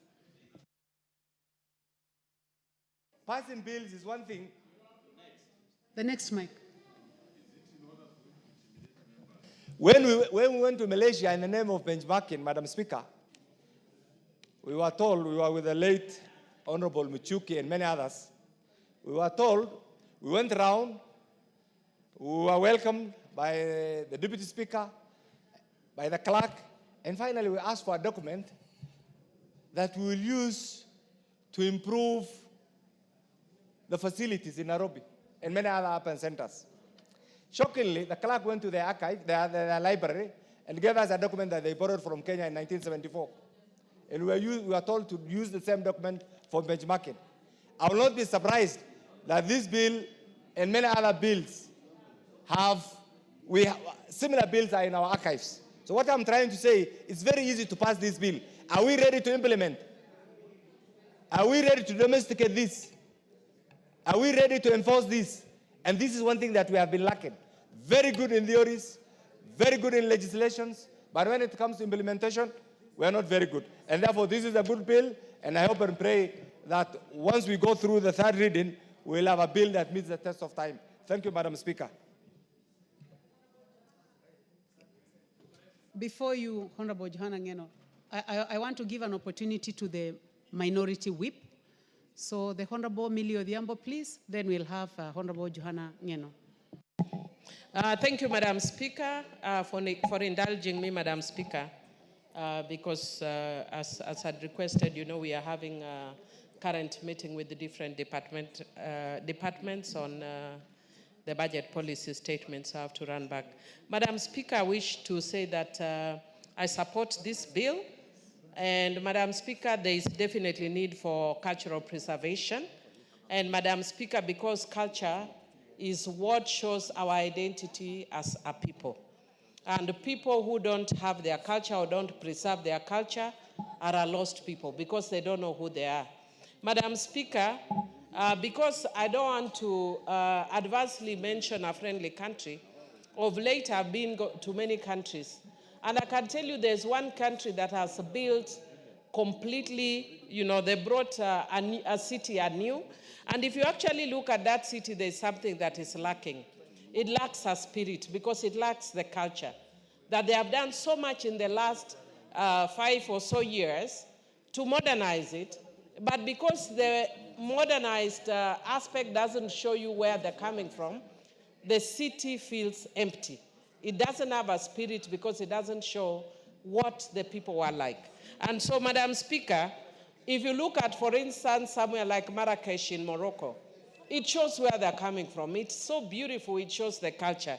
But culture is not just manifest in the physical, but I like this bill because it just shows also that it is also in very different aspects, including language. And as a person who is a cultural minority, I know what that means. Madam Speaker, I am born a Suba. My father is a Suba. And I have seen in my generation how that has actually transformed over the years. Where up to my grandfather has a Luo name and a Suba name. All the people ahead of him have very Suba Bantu names. All of us are from my grandfather down, now only have Luo names. And we have lost the Suba names. Madam Speaker, fortunately, the language has been restored. So the Suba now speak Suba, but not all Suba speak Suba. But for a fact, we have almost lost all the culture in relation to Suba, except a few. And I want to thank the organizations that have been doing cultural events that seek to sustain what is a little that is remaining of the Suba people as a people. And Madam Speaker, I am actually a very proud Suba, even though I can tell you I'm both Suba and Luo because my mother is Luo. And I love that we preserve both the Luo culture and the Suba culture. Madam Speaker, one of the issues that I'd want to also indicate, which I've seen this bill commenting on, but we need to strengthen, is the issue of intellectual property rights on our culture. That there are so many people that have been appropriating our cultural issues. Give example of even our cultural dressing, Madam Speaker. And they go and sell it at a song. Yet it is actually who we are. And in the US now, it's a very big issue called cultural appropriation. That when you see people doing or saying things that is not there, people are saying, I don't want to culturally appropriate. And in the same manner, we need to use those same terminology that we actually criminalize cultural appropriation, or find a way, even if we don't criminalize it, to make sure that we preserve our culture and the things that are very important to us that other people may wish to appropriate. There must be a way in which they pay back to our societies for using that. Madam Speaker, I can tell you for a fact when I go outside, I wear this band on my head. And in Kenya, people just say, oh, Millie, we actually see you like it's an insignia, it's what shows who you are.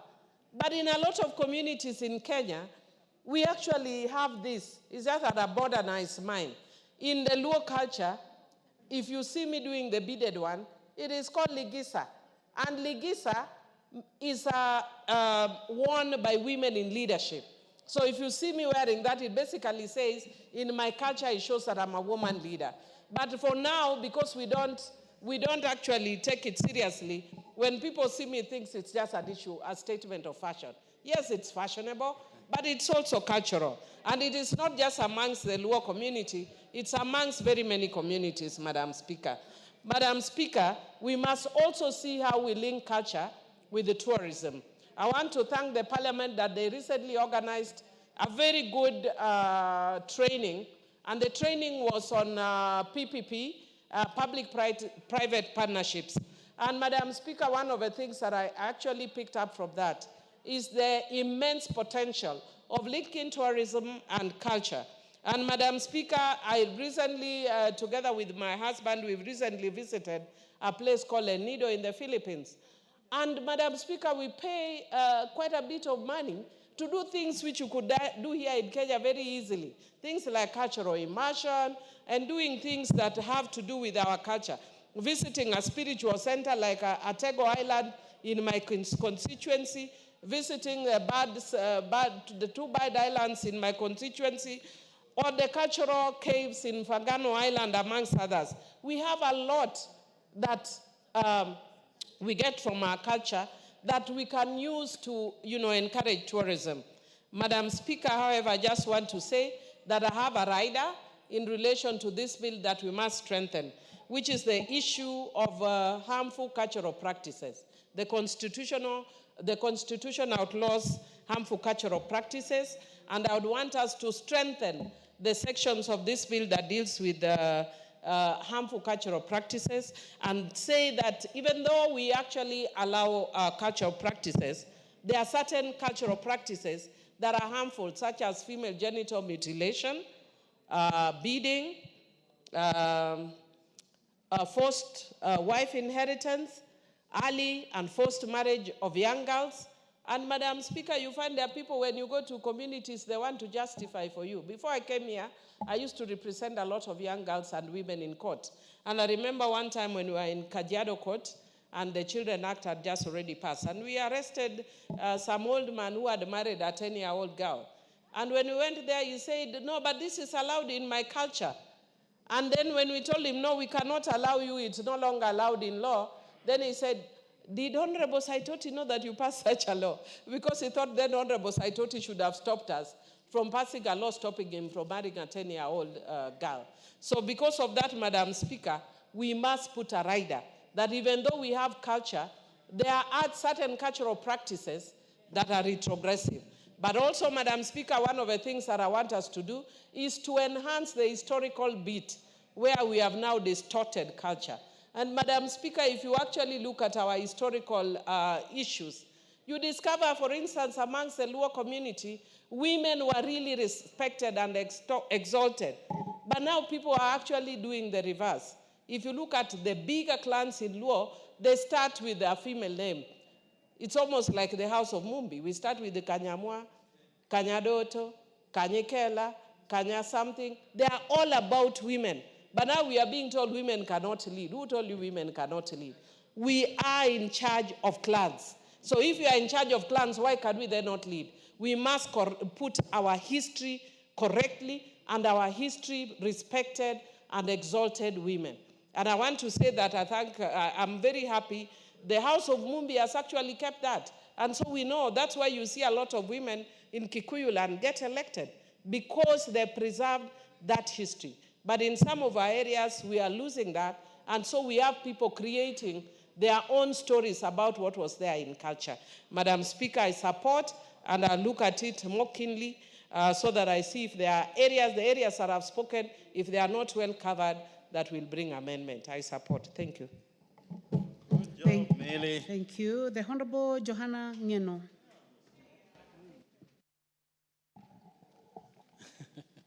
Thank you, Madam Speaker. I also wish to make a small contribution of this matter before this House, especially something that touches on our cultures. You know, Madam Speaker, when we speak about culture, it means so many things to most of us, especially those of us who were brought up in a very serious cultural background. Madam Speaker, when I grew up, a friend of mine who was a teacher used to tell me that an uncultured person is an uncivilized person. To the extent that in most of the cases, people used to believe that when you follow your culture, it's like you are primitive.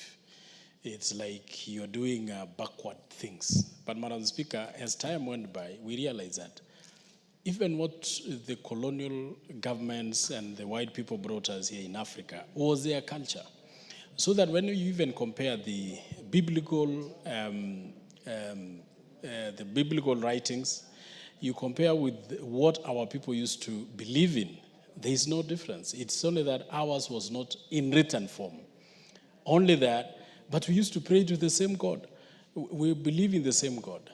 It's only the names are different. But what we were calling our God is the same God that the Bible teaches us. The cultures that we had, the way we prayed and how we behaved, the way we circumcised our boys, and all that, Madam Speaker, is an indication that our culture was just thrown out because somebody else wanted us to adopt their culture so that we forget about ours. Madam Speaker, culture defines who we are. It's our background, and it is something that we must live with, Madam Speaker, so that we must find ways of promoting our culture so that it can be inherited from generations to generations. Culture, Madam Speaker, is the heartbeat of humanity. It is actually how most of us were brought up. And if you were to ask everybody, they were brought up in a certain culture. Even if it is those who were brought up in Nairobi, still, they would go back to their cultures. They will be taught on how their people used to behave, the kind of clothing people used to have, etc., etc. So therefore, Madam Speaker, I wish to support this particular bill that touches on how to protect the cultural artifacts, the identity of our nation and our people. And of course, Madam Speaker, to look into what exactly do we need to do so that our culture is not lost. Madam Speaker, first we talk about the artifacts.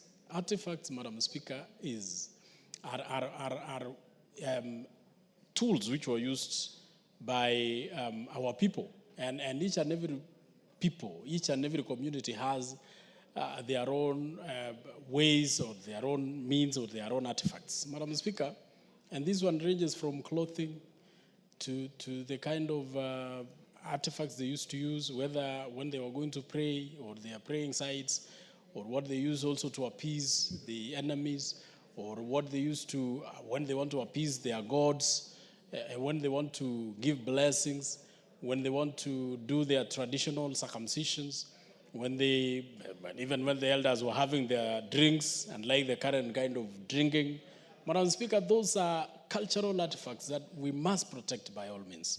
Madam Speaker, I remember at the beginning of Kibaki government, I think it was around 2003-04, the people from the Kalenjin community who had lost a very great warrior and an overseer and a Laibon called Koitalel Samoe, disputed and petitioned the government to ensure that they return the artifacts which had been looted by the colonial government at that time and took them away to their country.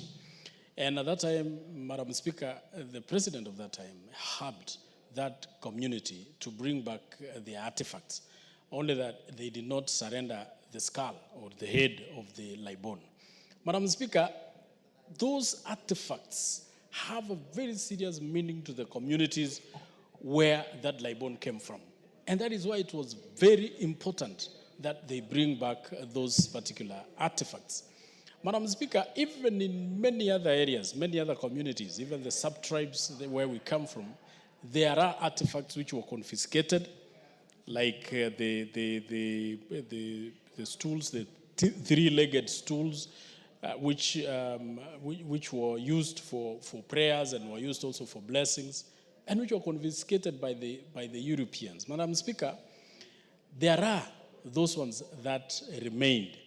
There are those ones that we still have in our homes. And this law, Madam Speaker, protects the misuse and the looting and the stealing of these particular artifacts which can help, or which were used as our traditional memories for traditional use.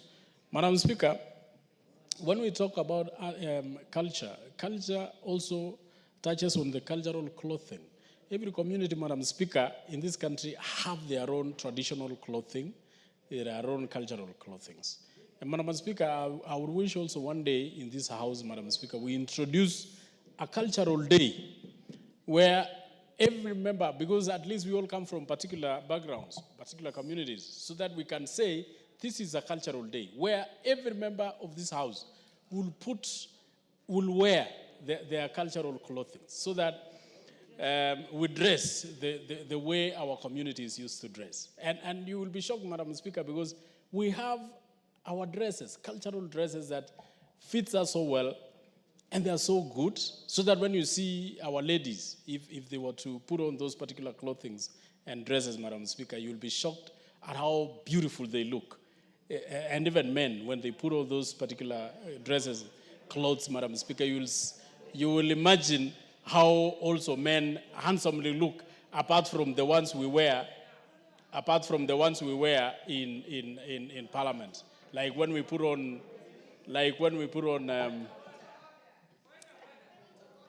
Madam Speaker. I know the Honorable Irene Mayaka is next in my list, but I think you are saying you have a point of order, Honorable Irene Mayaka? Yes. Please proceed. What is out of order? Thank you, Honorable Speaker. Honorable Speaker, the Honorable Member is out of order because he's telling us that we only look beautiful when we wear cultural clothes. What does he mean? What is he insinuating? Is he trying to say that right now we don't look beautiful? He needs to withdraw. Madam Speaker, I thought we could address the first point of order. Honorable Member for Emukuru, what do you have to say about that? And I will address Mheshimiwa Milli's also point of order. I know what she is. No. You cannot address a point of order when you have not heard it. I will, Madam Speaker, I just want to say that you know, when you look, I said our women, our ladies will look even more beautiful when they dress in their traditional dress. Just like our men will look more handsome when they dress in our cultural dresses. So, Madam Speaker, what I meant is, we are beautiful. Chairman, order. Our ladies are beautiful. Order. We but have they will another look point of more. order by the Honorable Millie Odhiambo. Please take your seat. What is out of order, Honorable Millie Odhiambo? Madam Speaker, thank you for giving me the opportunity. Madam Speaker, I'm just worried that the member seems to suggest that we should be coming to Parliament dressed, naked with just a small thing underneath. Because culturally, that's how we dressed. We were naked with something underneath. Madam Speaker, is that really in order? Is that what we are implying? Our culture, we were half naked, Madam Speaker. The world is evolving, and that is part of culture. So are you suggesting that members should be coming to the House naked?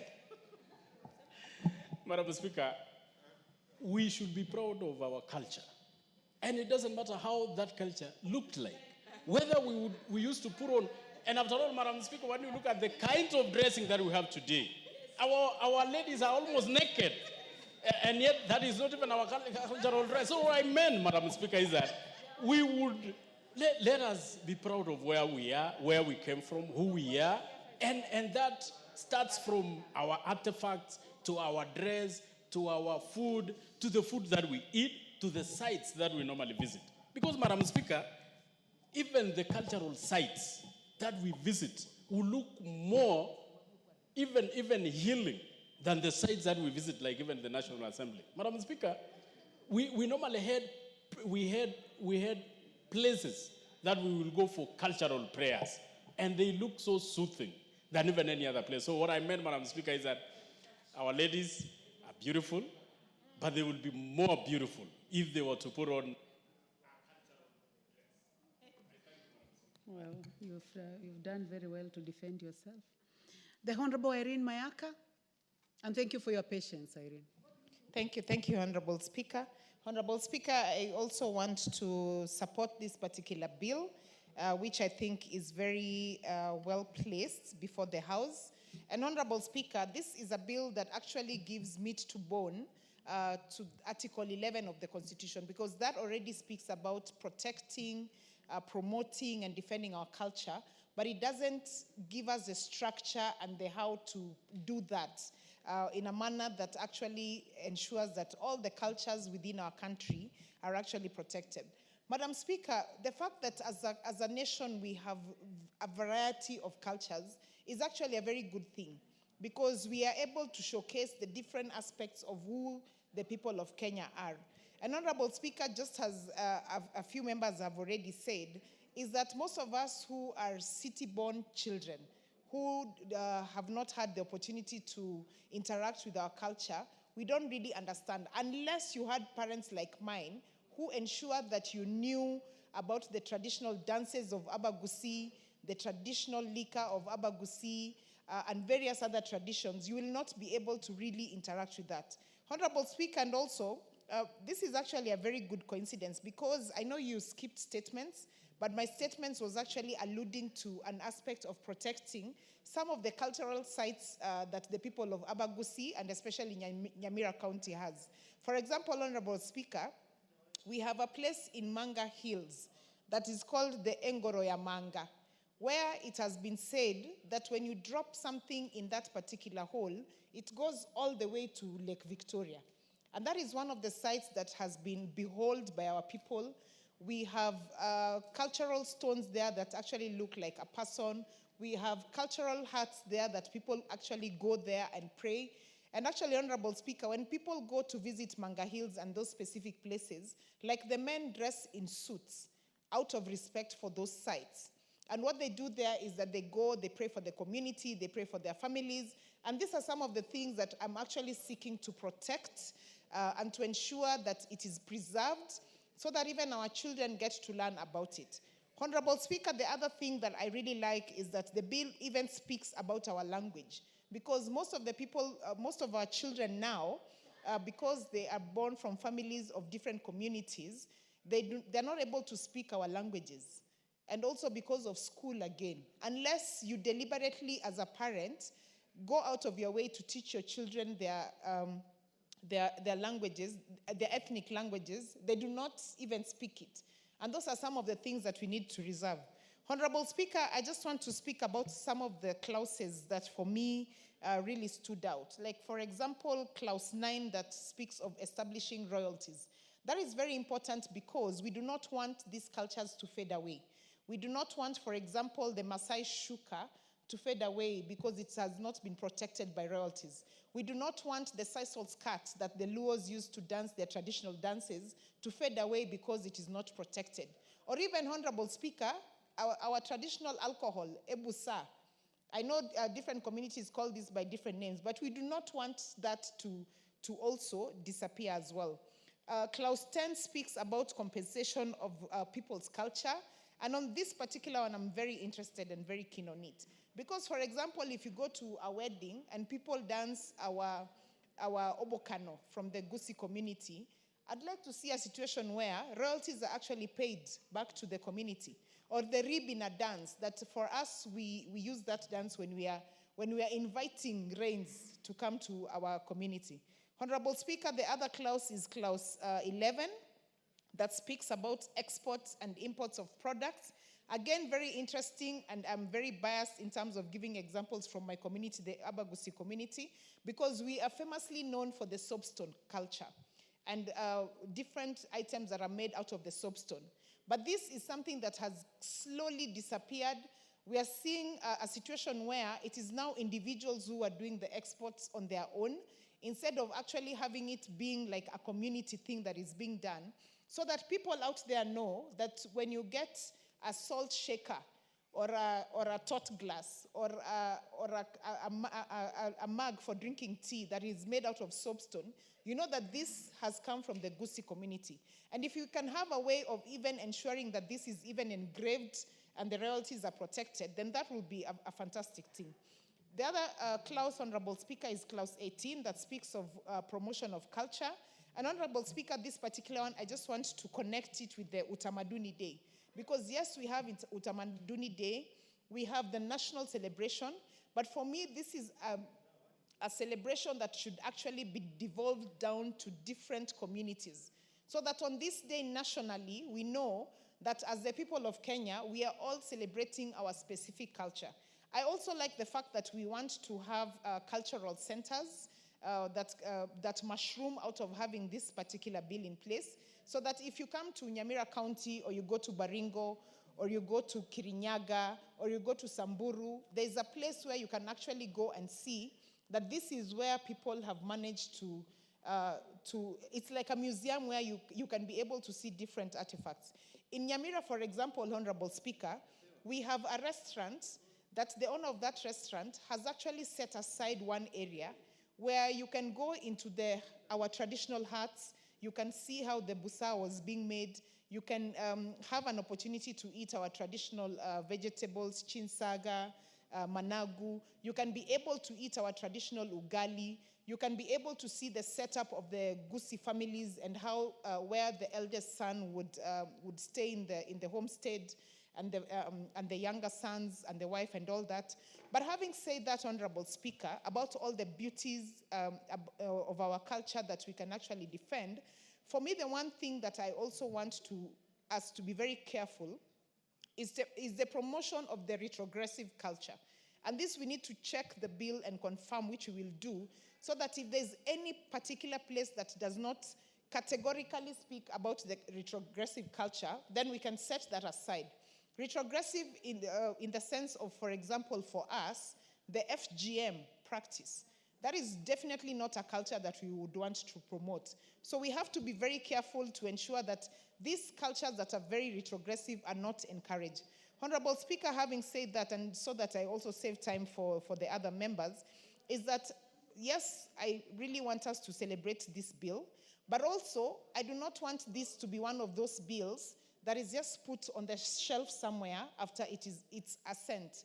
My wish is that, and I know the majority party represented by Honorable Naomi Zia, and they can listen, is that the day that the president assents to this bill, that there's an actual celebration awareness at State House of all the cultures in this country alongside that signing of that bill, so that everybody in this country is aware that we do have a bill in place that is going to protect our culture. We don't want a situation where when you talk about the bill outside there and everyone asks you, when was that assented to? We don't have anything like that. So the awareness, the communication out there has to be extremely powerful so that everyone is really aware of that. And finally, Honorable Speaker, and I like that some of the concerns that we voiced here about Kenya not having a national outfit when we go for national functions or when our athletes represent us out there, at least at the Paris Olympics, we had some sort of a national culture that portrayed the Maasai culture that was worn out there. And it was very exciting that majority of the other participants from other countries actually recognized that Kenya has a beautiful outfit. I wish we could even adopt that as our national dress for our party. So, I mean, sorry, not for our party, for our country, so that anytime we have representation out there of people going to represent the country, they can wear our national outfit. Having said that, Honorable Speaker, I do support the bill and I submit. I thank you. Thank you very much. The Honorable Ferdinand Wanyonyi, member for Kwanza. At long last. Madam Speaker, I want to take this opportunity, first of all, to thank all the members who have contributed on this bill. And I think we have actually exhausted the bill. And as the previous speaker just mentioned, the third reading on this bill, let's take action. When the president assents to this bill, Madam Speaker, I want us to move forward because there's so many things that have gone wrong. I'm a little older than some of members here, and I can tell you things have gone out. The next 50 years or even 20 years to come, Kenya will not be Kenya that you and I would have admired to be, because, Madam Speaker, things are going haywire. I come from a culture in Luhyaland, and we had a very good culture. For example, the circumcision of the Luhya. You know, we had a special way of going for that particular circumcision. Today, you know, it's a laughing stock, you know. And somebody mentioned, and I think I want to quite agree with whoever mentioned, for us, those days, and I saw those from my own older brothers and other neighbors, what have you, for you to go for circumcision, you went naked. From the river, you go to the river, and from there you are taken almost 2-3 kilometers to your home, and you are operated there openly. Today, Madam Speaker, nothing like that is happening. Things have gone off. Then, of course, those days, and in fact, even as recent as maybe 2, 3, 4 years ago, when a child gets married, you know, a boy cannot go and greet the mother-in-law. It's out of respect, not anything else. Today, he can go and hug the mother-in-law, which is actually wrong. In our culture, it's not supposed to be like that. Madam Speaker, we have a problem. This country must be protected. I have a specific case, for example. We had Bomas of Kenya. If those of you have not gone there, in fact, you go there now, it's no longer the Bomas of Kenya we used to know, because it was an area for cultural preservation. Bomas of Kenya is no more. You go to Bomas of Kenya, you will have the Maasai's culture, the Kikuyu's culture, you know, Luyas, what have Luos, and you see that culture was very, very impressive. You're there, you pay the money, and you are there for some time, and of course you come back and say, okay, is this how this community behave? That again is gone. Go to Bomas of Kenya, you know, it's not the same thing. It's now just a business area, doing other things. So we should actually, because I was asking my colleague here, we have a ministry for culture and sports. That ministry must be revived. That ministry must be given guidelines to be able to preserve some of those cultures that actually are very, very important for us to be able to maintain. Because I know for sure the colonialists came, and when they came, You know, people now want to behave like a Mzungu. But look, that again is now something under the bridge. We just have to behave our own way. We have to revive. For example, in Luya culture, if a child goes to get married, he has to pay almost 13 cows. Today, there's nothing like that. There's nothing like that. And it's a culture that actually a Luya boy marrying another person from another area, you pay the money before anything else, even before the wedding. Today, it's no longer there. It's just to understand each other. Like my brother who was okay, I don't want to mention that. But that again, Madam Speaker, we should do something about it. This bill, when it comes to third reading, as members of this parliament, to be able to have very good intervention, the closet you can be able to correct some of the areas that you feel you should be able to correct, because it's just for the interest of this country. Not because of our personal interest, but the interest of this country, that we actually maintain our culture and so that we are distinct from other people. Because you go out here in the world, you see people behave very differently. And so I want to say that, Mr. Speaker, as you take over, as you take over the seat, I want you to also take note of this. And I think let's have a house full in the third reading of this bill. And let's look at areas where we can be able to put some inputs and be able to see if the culture of this country can be improved through a specific ministry. And don't just put that Ministry of Culture and Social Services and Sports or whatever it is, should be able to take up some of the roles that we are talking about and be able to see what it can do. And last year, not least, I think the county government, and the central government of this country should work in collaboration to be able to maintain some of those cultural areas. There's some areas which actually, some of them are still there, they are neglected, but it should be revived, so that through the county government, those cultural centers be revived for the benefit of our future, so that we have a good historical background. So what will be our grandchildren write about Kenya? It'll be nothing. So we want that cultural centers to be revived, be protected through the Ministry of Culture and Social Services, and it should be also replicated in the county government. Should have the similar ministry or department in the in the county government to be able to maintain these areas, because it's important, Mr. Speaker, that we keep these people as soon as it is. And of course, then we'll have, like this bill is actually saying, of course, anybody now, once we are through with that, anybody destroying any of these cultures, whatever, should be actually be punished in terms of paying fine. And that fine should be going, of course, as you know, if you are going to Bomas of Kenya, you pay a lot of money. And there was a Minister of Culture who was getting that as an income. Similarly, anybody interfering with any of these cultural centers should be, and of course the behavior, whatever it is, should be fined. And those things are being fined through wazee wa mtaa, or the communities can be able to come up with whatever. So that again is something that we have to revive for the benefit of our country.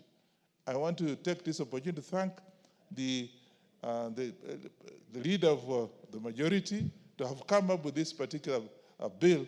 And I think it's very timely, and I hope and pray that we'll support it to the last thing and be able to have it implemented immediately. His Excellency puts a concert on the same. I want to thank you, and I support this bill. The Honorable John Waweru.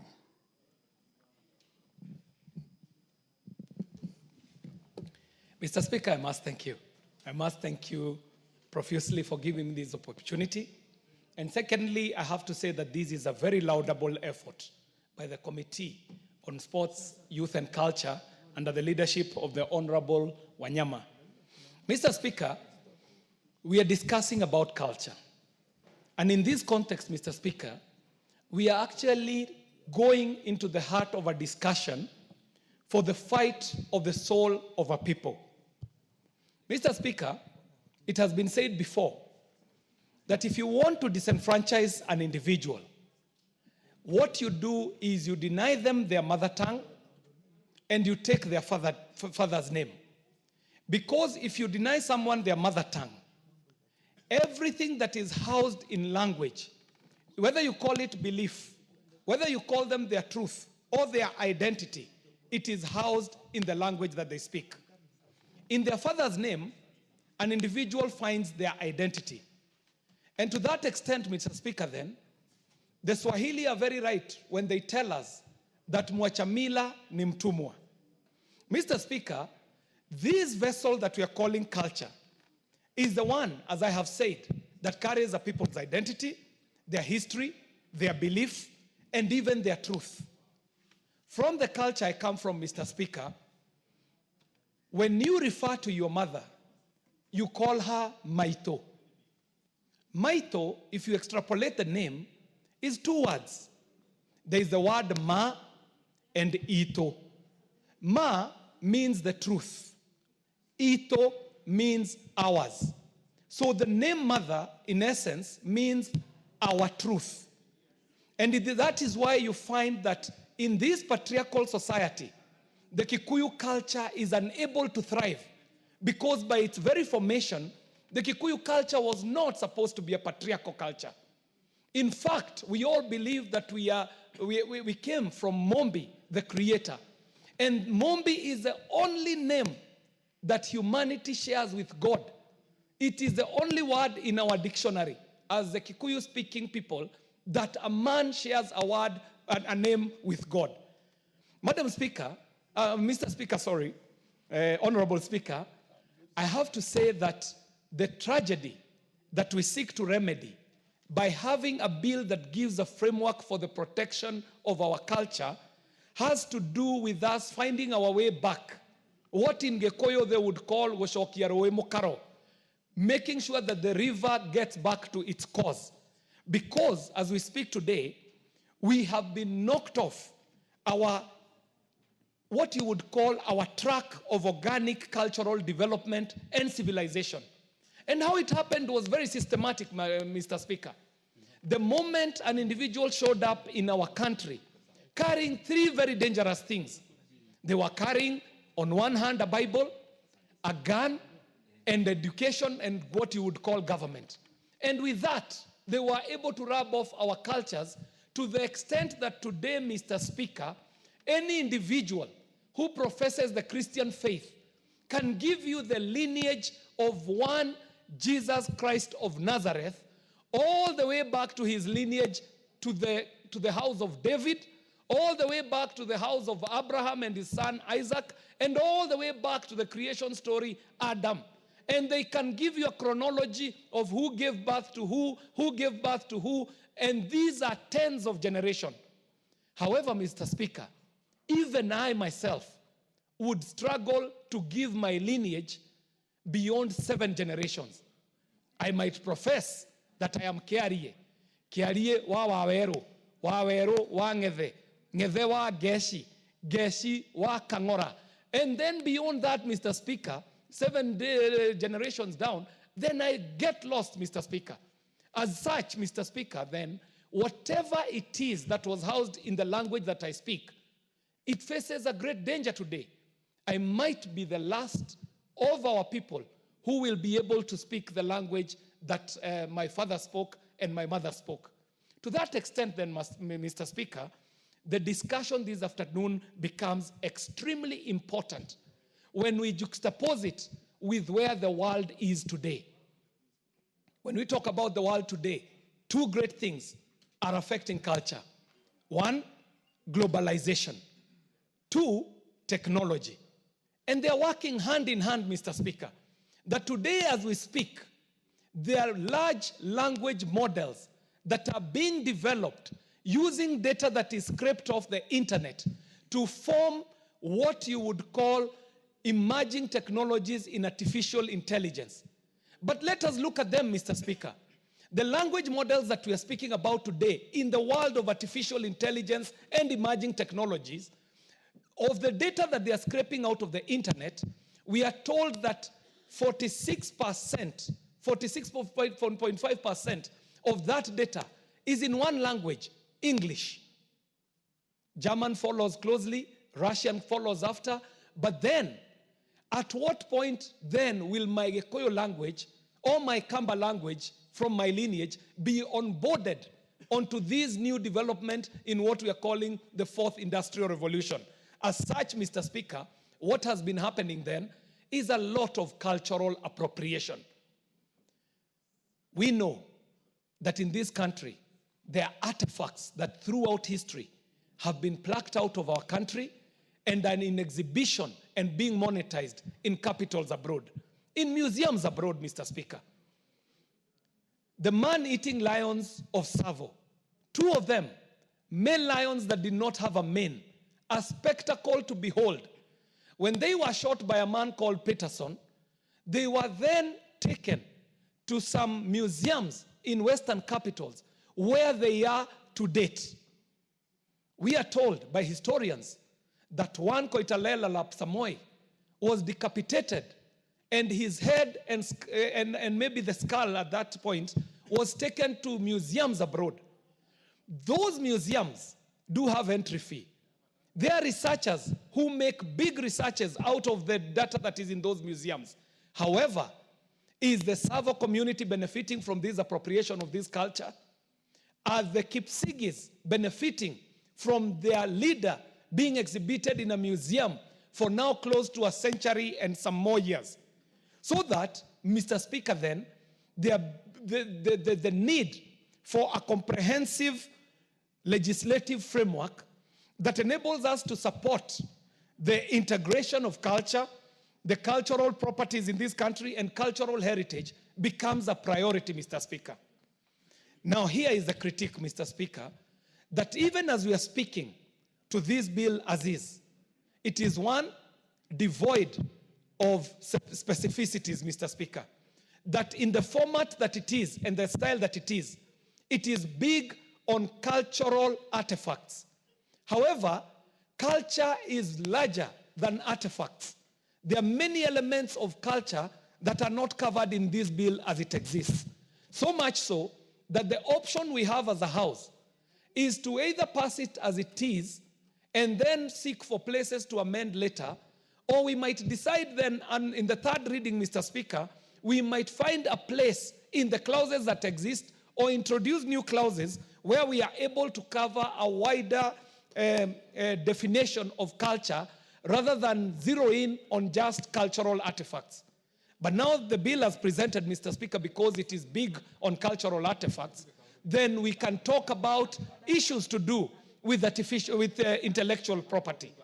Mr. Speaker, whatever is covered here on intellectual property is a bit shallow. And my question was whether that shall be covered in subsequent or subsidiary legislation, maybe in regulation, or whether there shall be another bill that comes to take care of intellectual property. But finally, Mr. Speaker, I have to say that the essence is urgent. One, for the preservation of our culture and the protection of our culture. But secondly, Mr. Speaker, and most importantly, this House is the House that ratifies international treaties, international conventions. And so, Mr. Speaker, the treaties that we have ratified, some by UNESCO and many others to do with culture, have been given life and effect by us processing a bill that takes care of culture. The Constitution, Mr. Speaker, in Article 11, also is given effect by us passing this bill. And it is for that reason, Mr. Speaker, that I stand to support and seek to amend in the third reading. I thank you very much, Mr. Speaker, for the opportunity to speak on this bill. The Honorable Christine Ombaka. Thank you, Mr. Speaker, for giving me this opportunity to contribute to what is very, very important in our lives. We are talking about a bill that deals with culture and definition of culture. What is culture? It's a way of life as lived by a people at a particular time in history. It means that culture is our way of life. It's the language we speak, it's the song we sing, it's the food, the dress that we have, the food we eat, the sports, everything about our lives its culture. But it is as lived by our people at a particular time in history. It means that culture evolves. It is dynamic. It changes from time to time. The people of the past had their own culture. It moved on and changed on, and we acquired others, and we dropped other ways of culture, other ways of survival, and we moved on and acquired others. Just like language dies. When a language dies, then that culture is finished. That culture, the people of that language will not exist because the language has died. It is important to realize that culture is our identity. If it dies, we are dead. It is cardinal. It is in our lives. It is part and parcel of us. It is our gene that if it is not there, we are not human beings. Unfortunately, our culture, African culture, Kenyan culture, all the tribes that we have, 42 or 43 that we have, these are cultures that are very, very important. But they have been interfered with in the past through colonialism. And it is still being interfered with. It is still changing. It is still not the same as a long time ago. But we need to preserve them because we are preserving our identity. We will be laughed at if we do not preserve it. If I lose my Luo language, where will I belong? What will people think of me? But our children are losing it, and we are not caring. We do not give a hoot about the language that our children are speaking today. They are mixing up English and Swahili and a bit of their local language. Sometimes they speak pure American English, and they cannot utter a word, even the word thank you, even the word asante sana, they cannot speak it because they speak European language. We are, as parents, have also failed in preserving the culture of our people because we enjoy to see our children speak British or American English. Secondly, we have tried in this country to preserve culture through the museums that we have. But unfortunately, again, these museums, they're shallow. I was in a committee of sports last parliament, and we had a chance to visit a number of museums that we had. It was shameful to see how shallow, how empty they were. There were no anything that would indicate the culture of our people. They were scanty, they were too old, they were torn apart. We need to create or come up with what we can show to our children as part of what is in the museum. The museums are not having the right things. They're too old, too broken apart. Nobody seems to put money there to ensure that even our museums have the items, the artifacts that require our understanding of the past. That is missing. The school system has tried, I must say that, because we normally have school music festivals, drama festivals. These are events that help us nurture the past, bring out the past. Our children try to wear those clothes of long ago so that they can sing these songs when they come for competition. But it's just for competition and the story is over. We do not carry it forward. We do not say, we do not care about the clothes that we used to wear in the past and keep them and reserve them somewhere in the museum. It is just for events for a period over 1 day, 2 days, and it's over. It's unfortunate that we do not celebrate our culture. We need to do that constantly. In this country, we also have Heroes Day. We celebrate our heroes, the people of the past, what they did for us, how great men and women they were, and we celebrate them. But at least there we conquer. There we have done well, because it's every year we celebrate the great men and women of this country, of the past and of the present. They've done marvelously well. In my community, recently in Nyanza, last December, that's 3 months ago, we had a celebration, a 2-day celebration, which was called Pinyuluo. Pinyuluo simply means Luo world, the Luo world. And we invited guests from all over. We were tracing the history of the Luo people, right from Sudan, and how they spread out in so many countries in this world. They're in Uganda, they're in Tanzania, they're in West Africa, they're everywhere. So many countries. And many people came to celebrate the Luo culture at that time. There were music, good food of long ago, and men and women who know the history of the Luo movement from Sudan to here. Even today, we were praying for a great professor, Professor Bethuel Alan Ogot, who has written a lot about the Luo culture in many, many books and articles. In one of the presentations last December, before he passed away, he told us the power of women, how women were highly respected, and how even in the Luo movement from Sudan, the people who led the Luo movement, a number of them were women. He highlighted the role that women played in history in the Luo people. But somehow today we are losing it.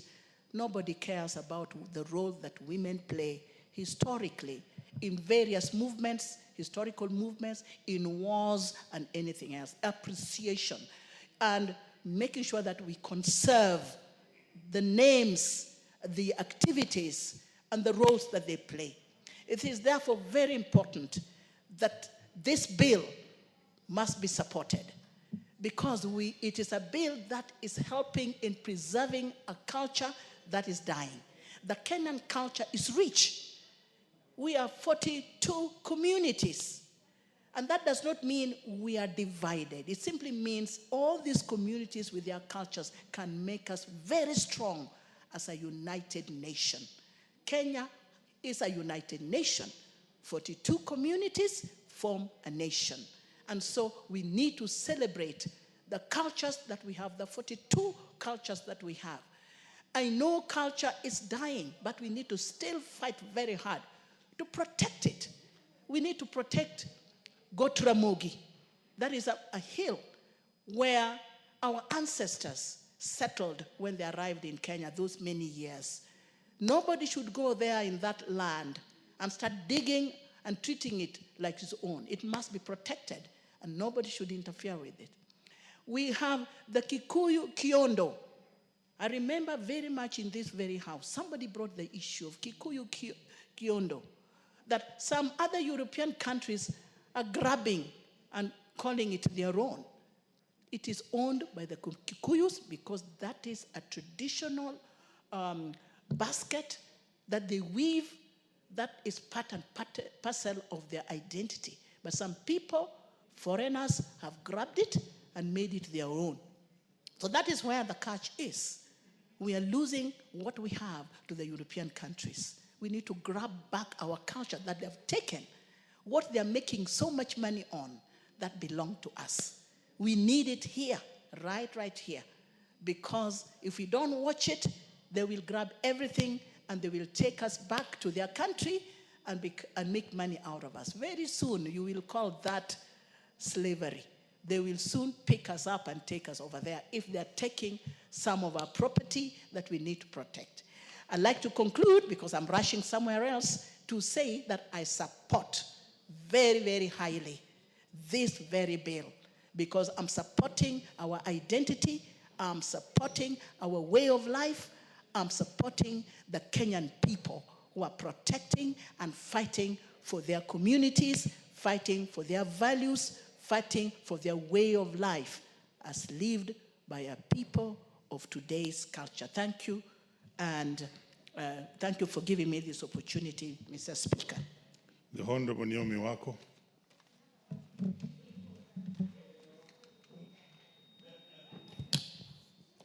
Thank you very much, Honorable Speaker, for giving me this opportunity to contribute to this debate that I like, because of the Cultural Bill 2024 that has been moved very ably by the Chief Whip, and I have been listening. And as one of the people who love their culture and just get excited about our cultures, I have been so excited this evening. And also seeing that there are many people like me. Honorable Speaker, I support this bill fully because the bill was informed by Article 11 of the Constitution of Kenya, which recognizes culture as the foundation of the nation and as the cumulative civilization of Kenyan people and the nation. It commits the government to promote all forms of national and cultural expression. In fact, what excites me is all forms of national and cultural expression through literature, arts, traditional celebrations, science, communication, information, mass media, publication, libraries, and other cultural heritage. Honorable Speaker, we are who we are because of our cultures, our behavior, our way of dressing, our way of expressing ourselves, and even the way we interact with each other and socialize is because of our culture and that strong foundation that was based on our culture. Unfortunately, today, we keep losing, and many people say culture is dynamic. Yes, it is dynamic, but we don't have to lose our good and beautiful culture. Honorable Speaker, as I was growing up, one test that any young man or woman has to go through is anytime a visitor comes to your home, number one, you have to say your name. You have to say your father's name. You have to say your grandfather's name and continue up to the last generation. And after that, you have to tell the visitor your clan and the age set of your parents and your own. And by the time you finish that, then you would have passed the exam. And by the time you have gone through that interview, everybody knows that, yes, this child has been brought up in a good way or is being brought up in a good way. Honorable Speaker, those are the things we cannot find today. When I went to Norway in 1997 to do my master's, the first thing I interacted with was, I saw so many people, the Oromo speakers there. And from our country, I had my firstborn and the secondborn with us. And we were always proudly speaking about, Kenya and very good English in everything. But within very few months, we realized that speaking our own language was the best thing that we would have done for ourselves. And within 3 months, we were able again to bring back our children, and we started speaking our language, which brought a lot of value. And anytime we interacted with other Africans, we would also speak our language, and everybody celebrated with us. And since then, speaking our language in our home is our priority. Practicing the good cultural practices is another thing that we have always done. Honorable Speaker, the more we practice our good cultural practices, the more we will grow our country and also keep our valuable heritage, whereby other people in Western world today, you don't have what you see in our country. We have 42 different ethnic groups. We have, in my own country, we have 14 different ethnic groups, each group having their own unique and special cultural practices. The more we do this, the better for us as a country, Honorable Speaker. I support this bill because since independence, it is important for us to know that since independence, Kenya has never enacted comprehensive legislative framework to support the integration of culture and cultural heritage in national development agenda. Honorable Speaker, it is many years. And the potential that is there in our cultures, the beautiful practices. Even before we were born, although Christianity was not there and maybe Islam was not there, our forefathers used to pray to God. And they used to do so many things. I remember they used to tell me that even during the drought season like now, the elders and the spiritual fathers would just go somewhere, pray, and command that it rains, and it has always rained. But today you cannot see that because we are not living in those practices. Honorable Speaker, it is too late.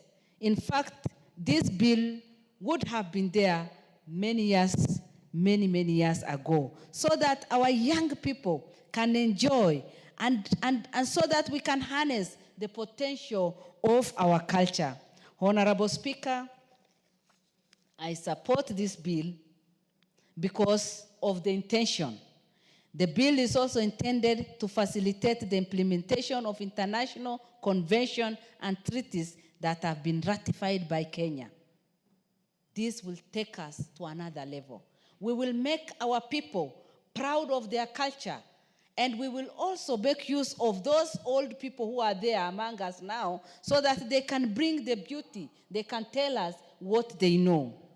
Again, Honorable Speaker, I support this because this bill, in clause 4 of the bill, it sets out the guiding principle which include the national values and principles set out in Article 10, 27, 201, and 232 of the Constitution, and giving equal recognition, dignity, respect of all cultures, including cultures of minority or marginalized people. Honorable Speaker, this is where I belong. And for many years, we have been marginalized, we have remained minority, although we still uphold our beautiful cultures. And this bill, for the first time, has specifically mentioned us as a group so that our cultures, even if we are the minority, even if we have been marginalized for many years, our culture should also be recognized. And in recognizing that, we will have the feeling that we are part of this country. Honorable Speaker, for many years, those of us who live in northern Kenya have been referring to this part of the country as Kenya A, and those of us in Marsabit and beyond as people living in Kenya B. But by including us in such things and also recognizing our beautiful cultures, recognizing our forefathers, recognizing the heroes, recognizing the beautiful things that we do even in that part of the country, because God has given us one special gift, that we have beautiful people in northern part of Kenya. And with our beautiful culture, then we can add a lot of value to the country and our practices. Honorable Speaker, again, I support this because this bill, clause 5 to 19 of the bill, establishes the management of culture in Kenya and delineates the function of both the national and county government. I support this fully. And mine is just to say that our county governments should see how they can promote the different cultures, the cultural practices that are there, those that are harmful, like FGM, early marriages, inheritance of women. We can put that aside, but those good cultural practices should be enhanced, should be promoted, so that even our young people can have somewhere they can go and see the value of our cultures. Honorable Speaker, we need to finish the debate on this and make sure that our president will sign so that it can be practiced. And as we do that, we should think of Cultural Week in Africa, Cultural Week in Kenya, our cultural outfit, so that even when we come to Parliament, for that 1 week, we can be practicing. The Honorable Ndindi Nyoro. Yes. Thank you very much, Mr. Speaker, for this chance. Mr. Speaker, even on the onset, it's very important to discuss also the soft side of our country. The country we call Kenya, in the definition of it, Honorable Speaker, is just boundaries. And I'm saying so because many times we confuse between several things. One, what is the country, the republic, the nation, the government, and the state. Honorable Speaker, what we call a country is just by the boundaries that define where Kenya lies. The other functions, Honorable Speaker, that defines what the state is the state apparatus, Honorable Speaker, the institutions of governance, which predominantly are made on the institution that guarantee the rule of law and accountability, rule of law, of course, through the judiciary, accountability through democracy in a house like the legislature, and also a functional modern state, which then defines the executive. Honorable Speaker, many times we don't talk about what the nation is. The nation of Kenya. Honorable Speaker, I've talked about the country called Kenya. I've talked about the state, which makes the apparatus of the institution of governance. Honorable Speaker, there is also something very fundamental called the nation. And the nation is the soft side of the country. Honorable Speaker, many times, even economically speaking, many countries actually progress when they have been able to align their culture. And Honorable Speaker, many times we confuse the culture and the language. That is only one side of what we call the nation, or a shared identity, or a shared values. The soft side of the country, Honorable Speaker, encompasses and answers the question of who are we as a country, who are we as a citizenry. Honorable Speaker, one could be language, others could be shared values, others could be even our temperament, others could be our disposition as a people, because, Honorable Speaker, all these soft sides of what defines the people form what is called the culture. Honorable Speaker, in this modern era, it is beholden upon all of us, and that is why culture is always actually not static, Honorable Speaker. It is progressive and dynamic. It behoves all of us to look at the segments of our culture, which then brings identities that are static. Identities, Honorable Speaker, that then brings about fault lines in the relationships of the people. And that is why many countries, Honorable Speaker, have had many people with different cultures, but they came together to find an overarching culture, a shared value across. That is why a country like Switzerland is actually more fragmented in terms of ethnicities than Kenya. But when you look at it, it is more cohesive. A country like Tanzania, Honorable Speaker, is more fragmented in terms of ethnicities. But when you go to Arusha or Dar es Salaam, and you ask anyone which tribe you come from, the first thing they ask you is, are you Kenyan? And Honorable Speaker, what I'm just trying to say is that it is important progressively. It may not happen very suddenly. Progressively, that for a country to actually thrive economically, they have to pull in one direction. And for a people to pull in one direction, they have to be the same people. That homogeneity of the people, Honorable Speaker, comes about by coming up with a culture that overacts and a culture that is shared across all people. People could be speaking different languages. People could be different even in their appearance, Honorable Speaker, but it is important, even for a country to thrive, that we pull in one direction. And for us to pull in one direction, we first of all have to deal with the fault lines. We have to deal, Honorable Speaker, with things that divide us and find an overarching culture and shared values that bring us together as a people. And upon that, Honorable Speaker, the beauty is that we always have a chance. As a country, we have a chance. As a continent, we have a chance, Honorable Speaker, so that we can define ourselves, Honorable Speaker, through an overarching identity, and an identity that which is not static, but which is fluid. Honorable Speaker, most of the static identities are the ones that pull people apart. For example, when you are born in a speaking in a different language, Honorable Speaker, many times, therefore, in that particular ethnicity you come from, you may never be able to change it in your lifetime. But, Honorable Speaker, also, another static identity that we always have to live with, Honorable Speaker, many times it comes as religion.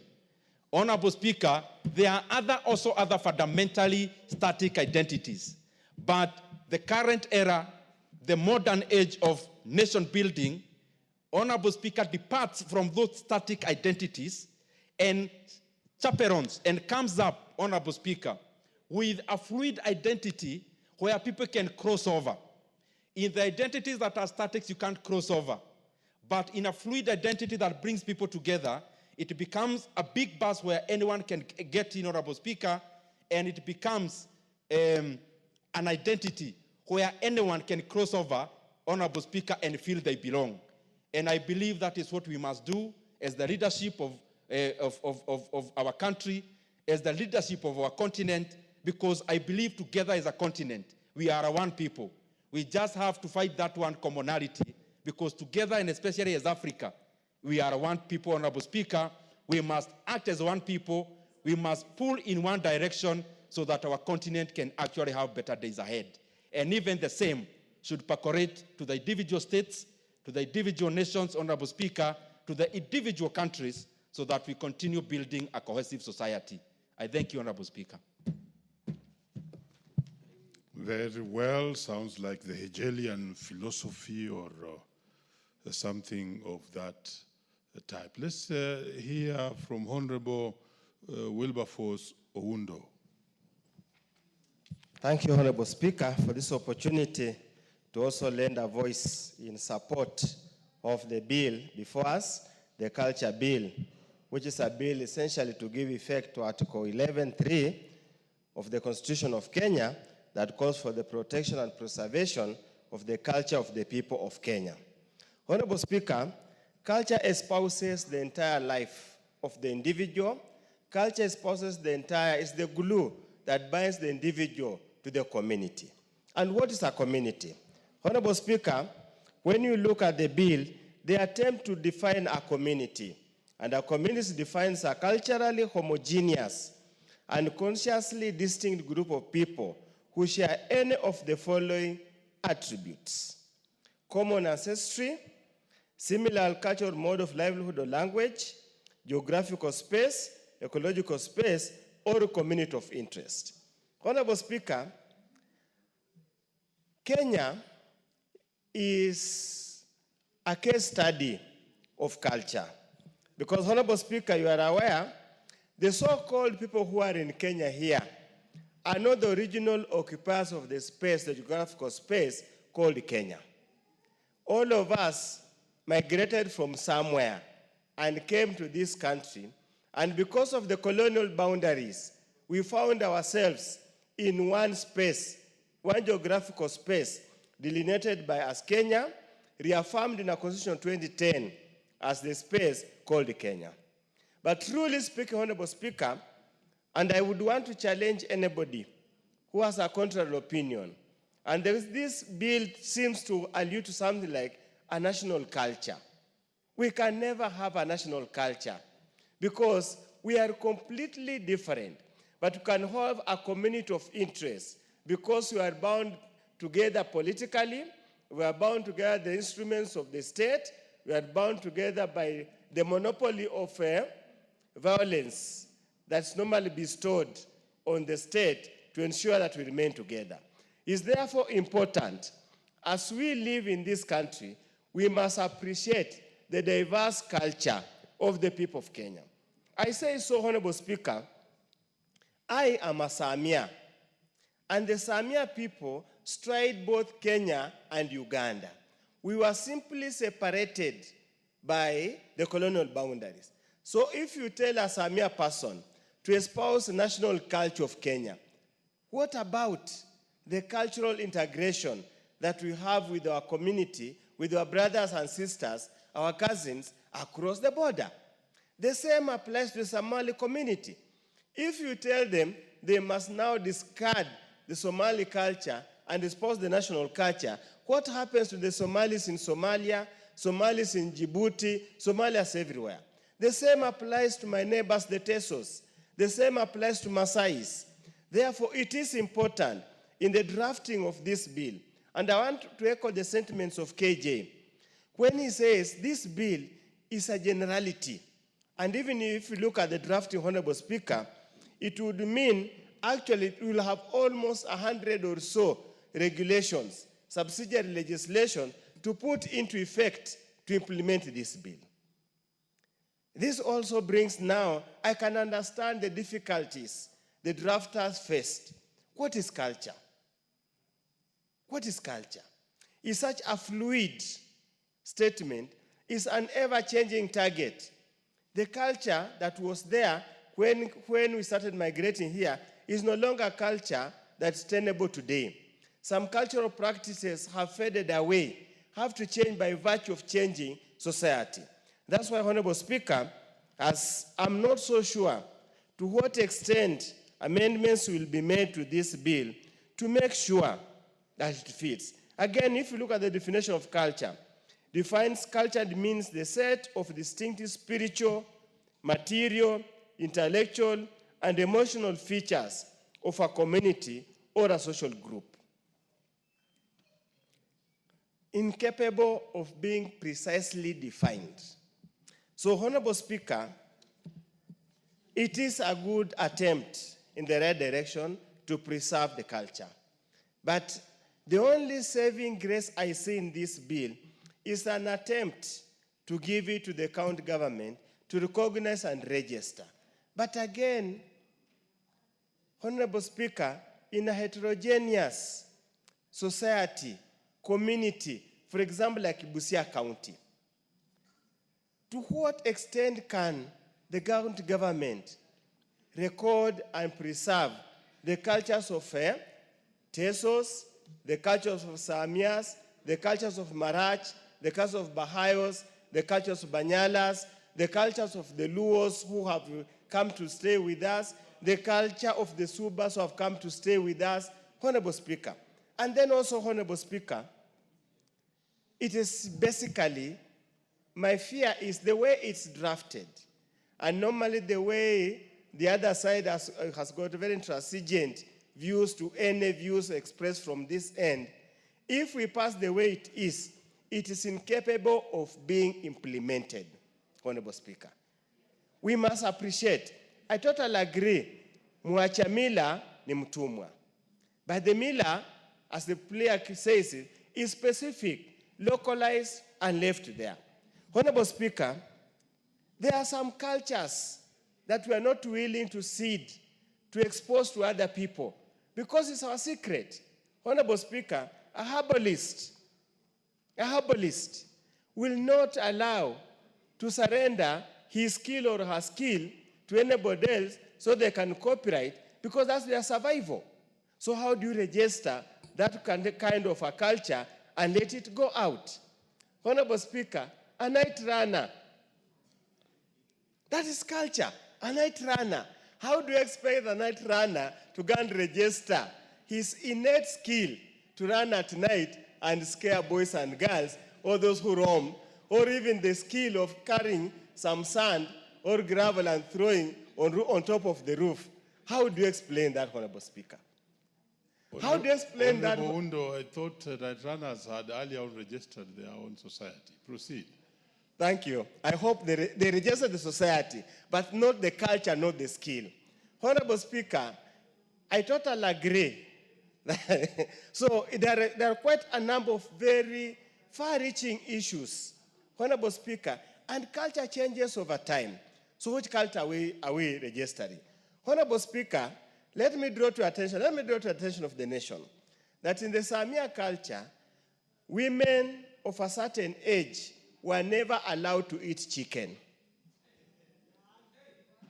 Yes, they were never allowed to eat chicken, or eggs, or some type of fish. You see now, that's why it is so difficult to contextualize the culture. Honorable Dagal is already complaining. We had the reasons for it. Honorable Speaker, you will never, in my Samia culture, Honorable Speaker, you will never meet on the same road with your mother-in-law. She either goes into the bush or you go to the bush. Now, with these open roads, with the bushes gone, how do you succeed? How do you ensure you register such a culture and preserve such a culture? we must be dynamic. And that's why for me, where I sit, the focus should be in the historical books, probably collecting the artifacts of the people. Honorable Speaker, in our culture, a girl who was now already an adolescent could never share the same toilet with the father. Sure, never. How? But now, Honorable Speaker, we come to Nairobi, we live in 10 by 10, there's only one toilet. The culture is gone. And that's why you find some of these two small things are starting to emerge. So, Honorable Speaker, and even issues of wife inheritance, Honorable Speaker, the women's rights came and sensationalized the issue and made it look so bad. Yet it was merely protecting the lineage and the heritage of the family, because we do not want strangers to come into the family and sow some strange seeds, so that you have kids looking this way, they look like Aloro Mondi, some look like Ndindi Nyoro. We never allow that kind of an arrangement. We needed the purity of the family. So, Honorable Speaker, at the right time, we'll give the experts, the advisors, we'll attempt to make amendments. But I sincerely believe culture is dynamic, let it remain fluid and ever-changing. Thank you, Honorable Speaker. The Honorable Jamatia.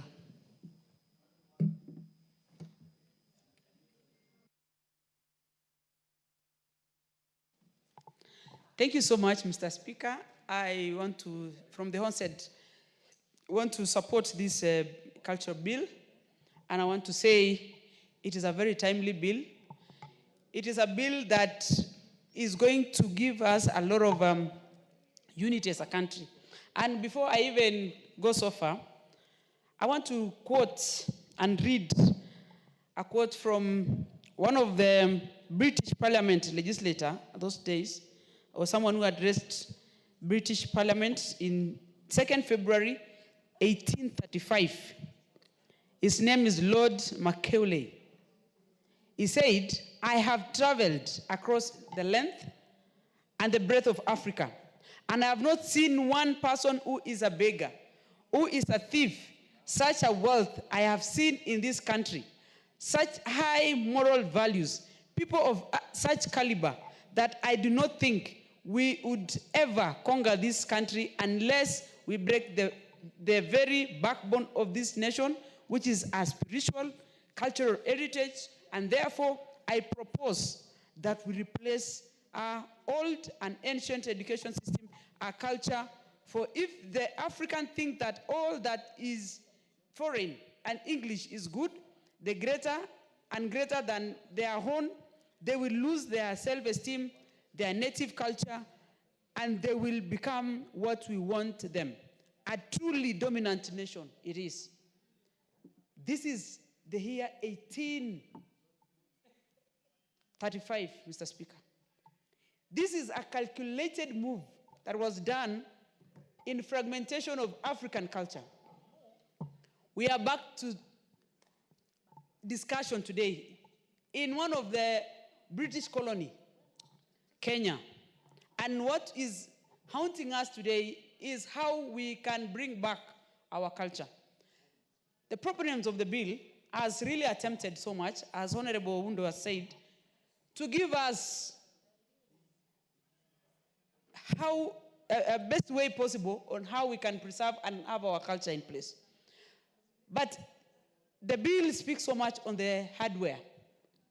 If you look at African culture is based so much on the software, Mr. Speaker. It is how we passed down. We were not able to write down our cultures and histories. And that is why we found ourselves in these fragmented situations. Mr. Speaker, I want to be very particular on many things.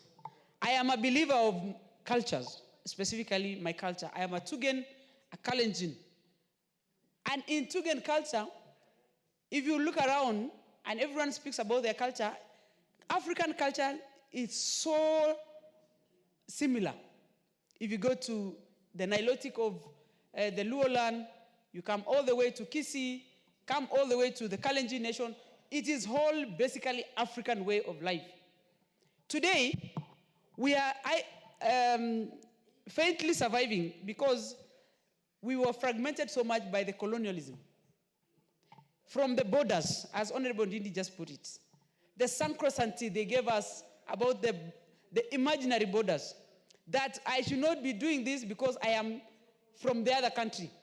It is because listening to what this, the proponents of the colonialism realize is that Africa looks like a small vault, that every time you want to save something, you put it in your vault. It is because in Europe today, you can traverse from every corner of the continent from the morning to evening without borders.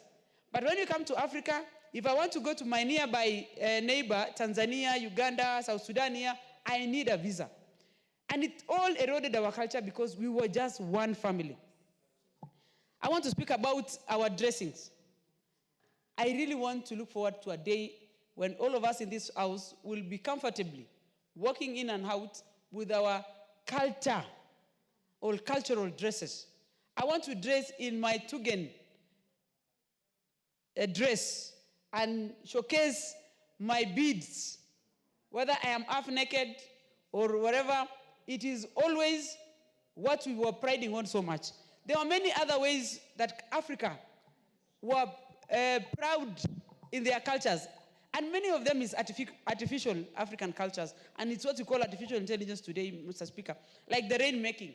That is artificial intelligence. There was a way our young mothers and our old mothers, the grandmothers, would walk in and know a small girl of around 18 years is pregnant without necessarily going to test in the hospital. Because there was no way, but there was a way they would just know. There are also ways that you cannot marry from this other clan because of the historical and passing of specifically on diseases that ever happened in some clans, that you are told as a young girl, you are only guided to be married from this point of family or clan or whatever. Also, we used to have and pride on polygamy. Most of the families here are products of members here in the floor or this house are products of polygamy. Today, we are being told we shun our polygamy status or culture and embrace homosexuality. It's a wild thinking of how Africans would easily pick other people's culture and, easily shun away or throw away their cultures. Like spiritual, for instance, Mr. Speaker. If I was born in India today, I would be an Hindu. If I was born in America, probably I was a Christian. If I was born in Iraq or Syria or somewhere, I would be probably a Muslim. I am born in Africa. What is my religion? It is because Africans were not religious. They were spiritual people. They believe in a deity that not necessarily given a name. And that is why if you go to Marsabit, you will see we pray through the sun and the moon. In the Islamic, every time they go through the Ramadan season, their artificial intelligence at that time of African would show them that the moon would have to behave this way so that when they fast, they have to take that time and because they were going to stay for long without eating, and all those had its own interpretation. Mr. Speaker, African culture is actually adored. As we speak today, every colonial master, be it a British, a French, Germany, Spain, and all name it, have the artifacts of Africans in their own colonies or in their own countries. I want us, as Kenya, we will need to raid on British Museum and get our artifacts and bring back to Kenya. We are bringing this culture bill because we are going back to the roots and we are taking back our cultures with pride. We want to eat our food. Nowadays, if you go to hospitals, you find young children having diabetics because of the social food that you have exposed ourselves. We eat junk food all the time. But on those days, in my culture, because of the less food we used to have, if you are eating proteins, let's say milk, you can't eat drink milk and eat meat at the same time.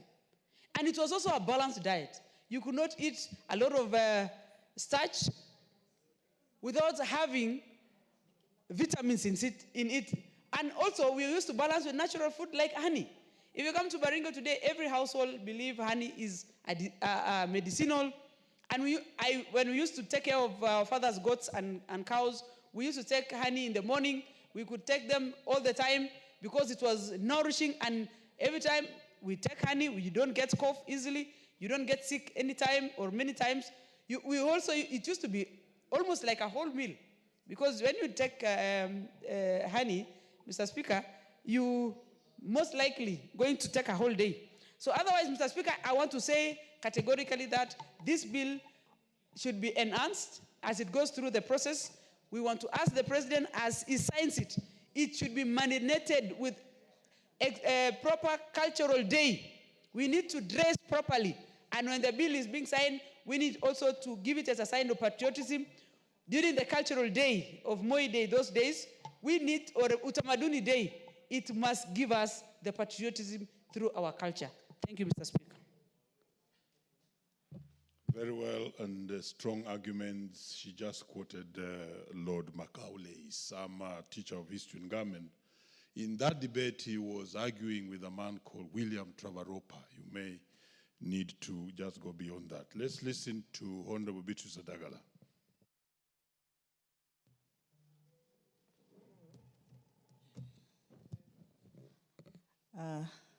Thank you, Mr. Speaker, for giving me this opportunity also to voice my concern on this bill. I think the bill has come at the right time, and it is encouraging and enriching on culture. Like in my place, there is this famous words, Mulimoyo Musangalile. That is our culture, and that is the greetings of the new year. So, Mulimoyo Musangalile. Mr. Speaker, I want to say thank you for this bill. Whoever has come up with it, our cultures are diverse. We are several people, like in my county. I'm proud of having several communities. We have the Tirikis, the Maragolis, the Banyores, and the Teriks, who have diverse cultural backgrounds that are very enriching and which can be taken with the seriousness it deserves. People connect with each other at the time when they're doing their cultures. Culture is part of an identity. It makes somebody to identify himself with a particular group. The way I've said, like the Tirikis have a very rich culture, which if I can go by what Honorable Undo was saying, the women are not supposed to eat chicken in the Luya culture. They were not supposed to. That was just instilling discipline, and it was considered part of the culture, although it has been eroded at the moment. People eat although there were several parts that were meant for men. But now, with the present things, people are eating everything. Identity of communities is a very rich culture that we need to embrace. Communities were identified with the various activities, like in Vihiga, the Tirikis have a very rich cultural circumcision. The Bunyores are the rainmakers. They are known for that. The Teriks have theirs. And the Maragolis have a very rich Maragoli culture too. So these ones we need to encourage. We need to encourage them so that they don't get away. Some of them have very rich education values that they teach our children. We can be wondering where some of these things have gone. The children may not be knowing. Speaker, protect me from Undo, Professor Undo, and the Superman. They're making Professor a lot of noise. Undo, calm down. Thank you. Proceed, Honorable Dagala. Thank you, Mr. Speaker, for protecting me. These men are shouting like it's a marketplace. In fact, I was actually explaining my rich culture because I'm a proud Tiriki girl and a proud Maragoli woman. So these are very rich cultures that we need to tap into it. We need to protect. We need them. We need our children to learn out of a lot of things from the elders, the culture, how things used to be done. Let us not just take culture like something that is backward, that it is looked at it. Our Ipusa, like we are going to have it in August, it's a very rich culture. We feel very nice in August when we shall be doing our thing in Hamisi. So let us not look at this bill. It has come at the right time. Every culture must be preserved. Every community, they have diverse. The Maasais have theirs, others have theirs. Okay, somebody has said we have people in Uganda and Tanzania. I know we have Maragolis in Kigumba. We have, and they still maintain that. Even the Subas are here. They are my uncles. And we share a lot of things with them. So let us not look at culture and think that we can dilute culture. Culture is one of the best things that brings us as communities together. Like in December 26th, the Maragolis have a culture. You will get Maragolis who are in Uganda, Maragolis who are in Migori, Maragolis who are all over. Maragoli nation, they all come together. So therefore, this bill, it wants to cure some of these things that we have forgotten.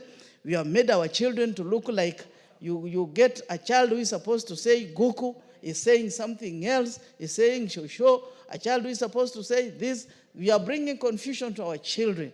I think this bill is going to cure some of these small things. If they have not been included in, I think we need to add more. Add more meat on it. We see where things can be changed here and there, and it becomes too low. This is a best cultural bill that has ever come. And this one should also be encouraged in counties. Counties should also have theirs. Like my county, we should have, every community should have their day. The Tirikis should have their day. The Maragolis, their day. The Tediks, theirs. The Banyores, theirs. So that we celebrate our culture, and then maybe once in a while we can have a particular one day where all these communities can come together and have one day that we do our culture. Therefore, culture promotes well-being so much. It promotes people, social cohesion. It makes people like boys who are growing up those days knowing very well, these are our sisters, these are our mothers. Right now, culture is being eroded. You get small boys raping old women. You get old men raping small kids. Where is the society heading to? I think this bill will cure all this social. It will promote well-being and social cohesion of our societies. Economic growth. This culture is very rich. Like the Maasai are known all over for their welcoming gestures and what they do. Let us promote this so that it will economically, we get so many tourists coming to see our diverse culture. Let us not ape the Europeans, the outsiders, the West world, what they do. Some of the things they do are very backward. We don't have to teach our children those kind of things. Let us teach our children our values of our communities.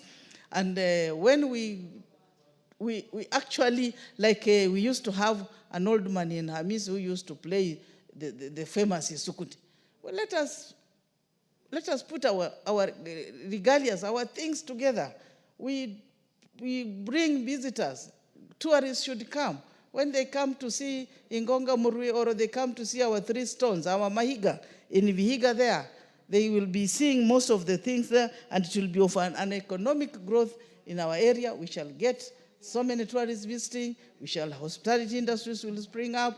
We shall have our children getting employment. Our youth who are jobless will get jobs. And this is just by encouraging our culture. This culture will be, will also, on innovation side, it will assist us. We will put our things together through the internet, through what, and people will be seeing outside there what is happening in Africa, and they will come and visit these countries, will visit our country, Kenya, they will visit even my village to see how those Tirikis make those masks, our beautiful masks during circumcision. This will bring a lot of money that side. You will get visitors flocking, so many of them, by using this innovation internet to market our tradition that is coming up in August. If it will be marketed very well, you will get a lot of tourists flocking to Hamisi to go and witness what is going on. So I think this bill has come at the right time. It will make us move. It is going to instill morals. It is going to make our people now embrace each other as a community. And this will be an economic value. It will make an economic value to our people. And again, as a country, we must have this culture, a culture day. We must have a uniform that we shall be putting on as Kenyans, so that we look like we belong to this country, Kenya. Not even on our cultural day, somebody is in a different color. This one is in a cow skin. Another one has a monkey on the head, a monkey skin on the head. I think we have to embrace this bill. This bill, it is really the best bill that has ever come, and it should be worked on very fast, Mr. Speaker, sir. It should be worked on very fast so that we finish up with it. It is signed into law so that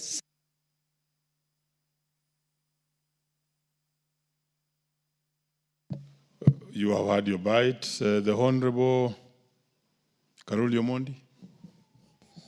Thank you very much, Honorable Speaker. Let me begin by clarifying to the world that in spite of Honorable Undo's sentiment that Ndindi Nyoro and I are probably serial inheritors, we are serial monogamists, but I have no problem with widowed women remarrying. I just don't call it inheritance. I think we all deserve companionship. Mr. Speaker, our Constitution in Article 11 declares culture as the foundation of our nation. And actually what this bill seeks to achieve is to actualize Article 11, Sub-Article 3 of the Constitution, which calls for the monetization of culture and cultural norms of communities, where the use of our culture can generate compensation in terms of payment of royalties to various communities. That is the main purpose of this bill. Culture is our cumulative civilization expressed in very many forms. If you look at the bill, you have art representation of culture, you have artistic, historical monuments, archaeological artifacts, ethnological interests, works of art, manuscripts, archives, meaning literature, furniture, musical instruments. It is also religious, it is social, it is economic. It is accumulative of all the civilization. In other words, the knowledge of a people at any particular point in time. Culture by its nature is not static. Culture changes, and in my view, I think we can still achieve a national culture. Because if you study most of the cultural practices or cultural norms or cultural art or ethnology or historical archaeological artifacts, they are expressions of various ideas borrowed from various different people at different times. And I believe if we work hard, we can still achieve a national culture for Kenya, borrowed from the good of every community. Much of the culture we know today probably will consider it archaic or, as the English taught us, repugnant to justice and morality in a few years to come. Let me also acknowledge that what this particular bill is trying to do is to create a framework to monetize culture for communities. That is what it is trying to do. Culture by itself is very difficult to patent because, as you see in the bill, it belongs to a wide scope of people called a community, who could be 1 million, 4 million, 10 million people. And to create a patent or a legal framework in which to monetize it is very difficult for individuals. So what this bill is actually trying to do is to create a legal framework where communities can monetize their culture. through what we call cultural industries. And just to reinforce my conviction that we are still on in a motion that we can create the complete, completely a new culture, I will want to quote the words of one famous English poet I like very much, Lord Tennyson, in his poem, Ulysses, where he says, "I am part of all that I've met." In other words, every interaction you have with somebody else should enrich you, and you should borrow whatever the cultural practices that will advance your knowledge and standing in society. I cannot rest from travels, yet all experience is an arc wherethrough. It is not too late to seek a new world.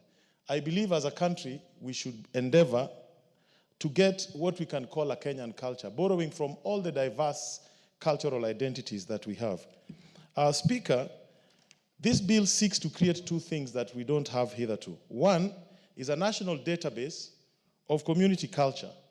There is no database. In other words, whatever we are talking about here, there's nowhere you can go and find it documented and recorded and acknowledged as belonging to a particular community.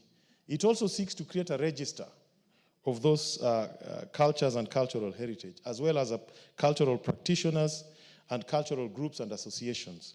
That is the framework that we need so that anybody using that information or accessing it or applying it to cultural industries can then generate some income for those communities upon payment of some fees. It may look like it is not very well drafted, but it is the difficulty of what do you do to monetize culture.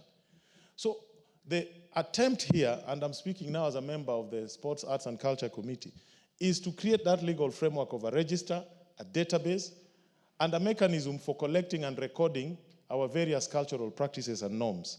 And then creating an opportunity for communities that have developed them to benefit from cultural industries. And we have so many cultural industries. But for communities to interface with promoters of cultural industries, we need something called prior informed consent in terms of the use of their cultural norms and practices. And that, again, is envisaged in this bill. So anybody wishing to tap into a cultural activity or a norm from a particular community will need to have something called prior informed consent of that community to use that culture or cultural heritage. And there are many, many industries, cultural industries, that are already benefiting without transferring any benefits to the communities. Filmmaking is one of them. You create films about Maasai culture, about Turkana culture, about other communities, circulate them in the world, make money, and never share the profits with the communities. Fashion industry is another one. Today you can go to Paris and you see the Maasai red and black, the checked ones, all over the catwalk, and nobody is paying any money for it. Academic publications, books, articles, promotion of tourism, people coming to watch Gedi ruins or going to visit certain archaeological sites. Cultural exhibitions are very common, where people organize cultural events, money is raised, but not shared with the communities. Culture as a marketing tool.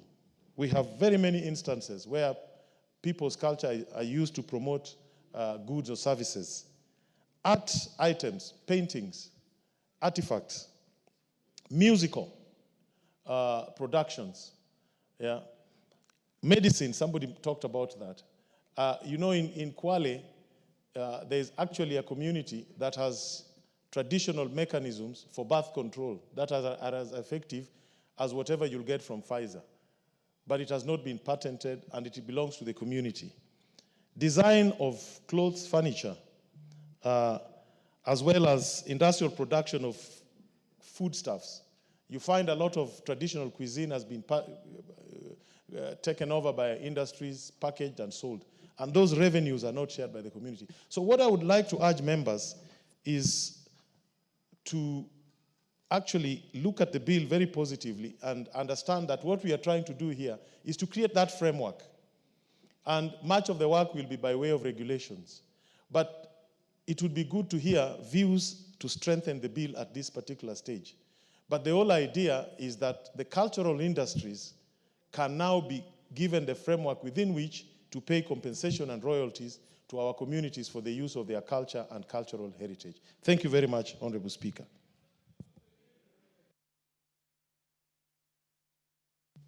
Cynthia Muge.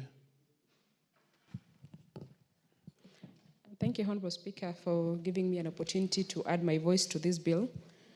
First, I want to appreciate the leader of majority and the drafters of this bill for the effort they have made in bringing to us a bill that tries to address the issues and the concerns that we've had for a very long time regarding culture. Honorable Speaker, I want to appreciate 3 aspects of this bill.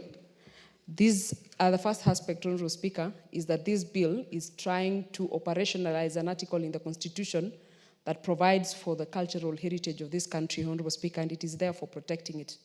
The second aspect, Honorable Speaker, that I want to appreciate is that it has apportioned responsibility to the county governments, Honorable Speaker, that the county governments then are encouraged to be able to, one, own the cultures in their counties, and secondly, Honorable Speaker, they're supposed to then make an effort to make sure that they display those cultures.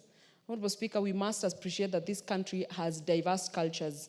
And there's a saying, Honorable Speaker, that says the strength lies in the differences. It does not lie in the similarities. And this is where our strength as a country, Honorable Speaker, and as a culture lies, that we have diversity in culture. We have a lot of different cultures in this country, and that is where we draw our strength from. Again, Honorable Speaker, I want to appreciate this committee also for trying to be able to sort out what I'd like to call the hardware. The hardware in this case, Honorable Speaker, is the items that are going to regulate, one, the item that most of the members have spoken to. How then are these counties, how then are the people who are custodians of this culture able to then leverage on that culture to make an income? It is a very progressive way of trying to see to it that that happens in this country. And I appreciate this bill for trying to put those items across. Honorable Speaker, I want to say that the culture is better dealt with in the counties if we are then able to, if we really want to show the diverse culture in this country. So that a county like mine, which has different cultures, as much as I come from Nandi County, Honorable Speaker, you would imagine that it is only the culture of the Nandis that is there. But Honorable Speaker, we have other people who live in Nandi. We have Luyas who live in Nandi. And we also celebrate their culture because they have different cultures regarding different matters.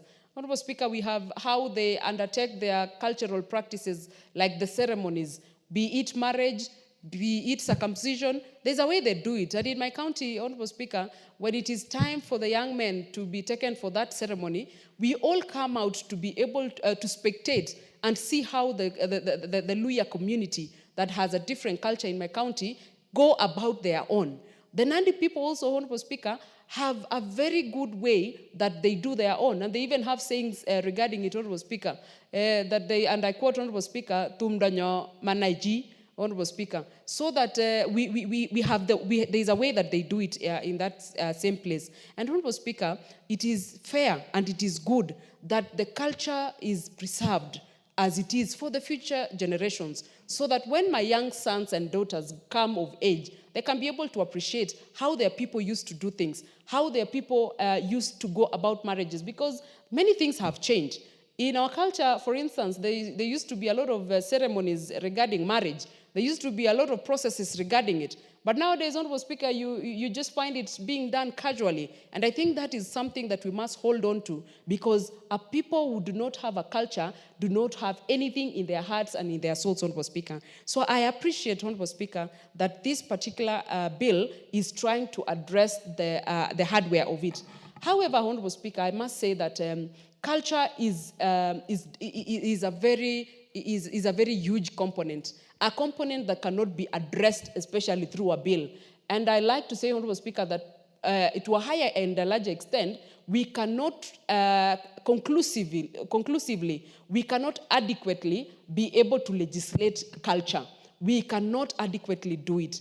And therefore, Honorable Speaker, we should just endeavor to make sure that it is in the hearts and in the souls of the people, so that these people can be able to portray the culture, because culture really is a way of life. It is how we do things, it is how we relate, it is how we live, it is a lot of things that we cannot be able to put on paper and be able to do justice to it.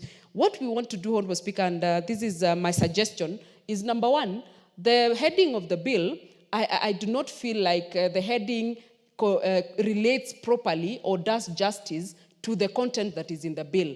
And when the committee of the whole House, Honorable Speaker, sits, I will be keen to be able to introduce an amendment so that, Honorable Speaker, we can customize the title of the bill so that it can speak to the matters that are actually in this bill, as opposed to what it has right now. Because, Honorable Speaker, justice to the word culture that is in this country, Kenya alone, has not received any kind of justice in the contents in this bill. And therefore, Honorable Speaker, that is why the bill comes to the House, so that all of us can be able to put our heads together, we can be able to put our thoughts together, we can be able to enrich the bill further and be able to make it more inclusive, Honorable Speaker.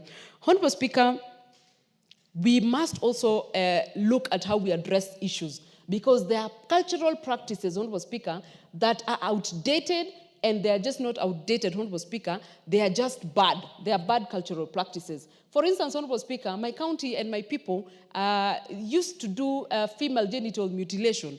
It was a cultural practice for my community. And Honorable Speaker, we all agree that FGM is not a thing to carry from the cultural practices we used to have before. And therefore, Honorable Speaker, we must be in a position to look at the cultural practices that were good, that we left behind, and that were bad, that deserve to be left behind as a progressive nation and as a progressive people. Honorable Speaker, the social behaviors is part of culture. And this is what we need to pay attention, Honorable Speaker, because even if we do the hardware of culture and we do not have the software of culture, then we have nothing going on at all, Honorable Speaker. So that then we are able to speak to how then do we make sure that the generations that are coming are able to carry the culture that we used to have as a people and even enrich it better, Honorable Speaker, because as much as we are protecting culture, as much as we are supporting the culture and saying we must be able to always remember it, we must also be progressive so that we are not left behind. I appreciate this bill, Honorable Speaker, because it has really attempted to be able to sort out the hardware of it, like I have said, and protect some of the items. You hear us in Nandi County, Honorable Speaker, we are still asking for the head of Koitalel Samoe to be brought back here. Why? Because Koitalel Samoe is a person that means a lot to the people of Nandi. And we therefore, Honorable Speaker, appreciate this bill because it actually criminalizes anyone who holds any of those artifacts, anyone who holds any of those items that we feel is part of our culture, are criminals. So we want to be able to support this bill so that can be able to sort that part of it, and then we can be able to have items like the head of our hero, Koitalel Samoe, back to our place, so that, Honorable Speaker, we can then be able to tell our story and give evidence of our story and where we came from. So, Honorable Speaker, I support this bill. Of course, we are going to enrich it, as it is the role of this House to be able to make it better and to be able to make it speak to the issues that we really want it to speak to. But all that said, Honorable Speaker, culture is something that resides in the heart and the souls of the people. And we should endeavor to cultivate it in the souls and in the hearts of every Kenyan. Then they can be able to showcase it, and we can be able to have a collective culture as a people differently, so that everyone has their own, and when we come together as the country Kenya, we are proud of all the cultures that are presented or represented within the country. I support this bill, Honorable Speaker. When the time comes, we'll be able to make amendments to it so that I can be able to cover some of the issues that we feel have been left out. I support, Honorable Speaker. Honorable Jackson. Thank you, Honorable Speaker. I also want to support this bill. Mr. Speaker, this is a very important bill, and also it is a very complicated bill. Because, Mr. Speaker, if you look at the culture in our country, we have very many diverse cultures. And Mr. Speaker, culture is a way of life. And many of Africans, to say so, each and every community has its own culture. And I think, Mr. Speaker, what we should focus in this bill is the protection of those cultures and the artifacts from those culture in those communities. Because, Mr. Speaker, if you look at maybe the Maasai culture, is totally different from any other community culture. And I think, Mr. Speaker, what is maybe good in another group of people can totally be different from another. And I think culture has been there since. We are not trying to say let's create culture. And Mr. Speaker, yes, culture is good. And as Kenyans and Africans, to say so, very many people have shifted from what we are calling now culture. Even our children, they don't know those things. If you look at your children, they may not even know how to greet maybe somebody in their language.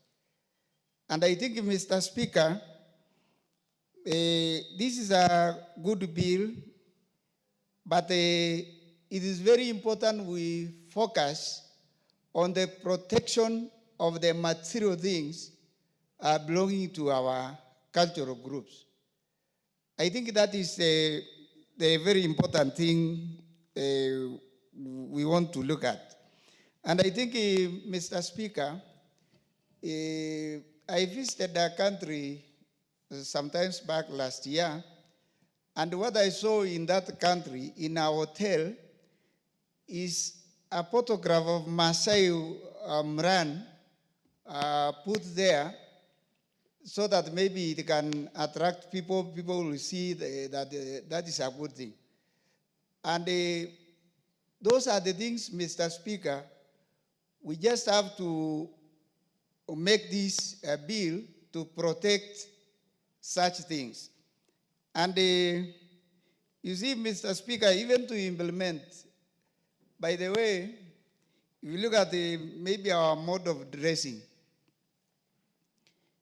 I know sometimes back when Senator Ladama was trying to address like a Maasai, but the parliament has a problem. The speaker fight hard to chase even Ladama, but at least he insisted that he was addressing in the right way. And Mr. Speaker, it is good to look at these things, but even the implementers of this, whatever we are suggesting, may not even believe in those cultures. And I think it is very important, Mr. Speaker, our cultures are rich, and they have so many good values. I totally agree with the members that there are very bad practices in our cultures. And I think those bad practices has been given maybe the law to manage that. So what is remaining, because we can not have a culture, so to say, Kenyan culture. I know maybe you'll ask anybody how Kenyans behave. It is different from what we are saying culture. The Kenyan culture is different from maybe our community's culture because we have copied the white man culture, and that is it. So I think, Mr. Speaker, this is a good bill, but it is not taking all this, what we are saying about culture. Let us focus how to protect our artifacts. Let us focus how maybe to go about all those very important things in a certain culture. And I think, Mr. Speaker, we really need to polish what maybe is not okay, because culture is an identity to somebody. If you see maybe, Mr. Speaker, sometimes when I walk in town, anybody meeting me greets me super. Without even knowing who is this, but they know this is a Maasai. And I think that's very important, Mr. Speaker. But some people, when you walk, maybe nobody will know you are a Maasai or you are whatever. But me, I have an identity that anybody, any Kenyan who knows the Maasai will greet me super. And I am very proud of Mr. Speaker. I'm very proud because I cannot get lost, by the way. If somebody gets me lost somewhere, it will trace me back to Maasai land. And that is very, very good. So I think, Mr. Speaker, what we can be able to manage, let us manage it. The point of order, Honorable Undo. Thank you, Honorable Speaker. I just want my colleague to assist us. Maasais are in Kenya and in Tanzania. So where will they take you? To Tanzania or to Kenya? Thank you, Honorable Speaker. Yeah, thank you, Mr. Speaker.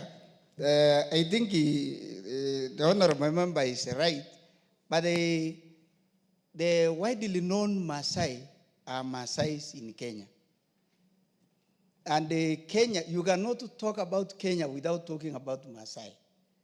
So, Mr. Speaker, it is, even in Kenya, at least Maasais are known. And whatever they take me, even if they take me to Tanzania, I'll shoot to the Maasai in Tanzania. So, Mr. Speaker, that is very important. And we just have to pass this bill so that we can protect our artifacts, that they cannot be taken away from us, and even to preserve them. I think that is very important, Mr. Speaker, and I just want to stop at that point. I support the bill. Okay, very lastly, because of interest, is the Honorable Beatrice Kimei? Yes, that's what's appearing on my screen. Not, you are not anywhere on my screen. Proceed, Honorable. Thank you, Honorable Speaker, for giving me this opportunity to add my voice to this Culture Bill 2024. I want to appreciate the drafters of the bill and the majority leader for bringing it forth. Honorable Speaker, this is a very, very important bill with the objective and the purpose of giving an effect to Article 11(3)(a) of the Constitution, which provide for the protection and promotion of culture and the cultural heritage of communities and for connected purposes. Honorable Speaker, it is very important that our Constitution is given effect. And this is one of the areas where this part, Constitution, is actually given the real effect that it deserves. Honorable Speaker, Kenya is rich in culture. Kenya is diverse in culture. Culture is dynamic. And culture in this country, every community has their own cultural practices, cultural beliefs, cultural norms. However, with all this diversity in culture, every community will have a sense of belonging because of the culture. And even with that, different cultures, I want to appreciate that us as Kenyans, we admire and appreciate the different communities with their culture. That is why when we talk of the national days, some of these communities are given opportunity to perform, be it in dancing, be it in maybe the plays that we normally watch. And that is to tell us that to some extent, we've been appreciating culture as a country, but we've not done to the best of our ability.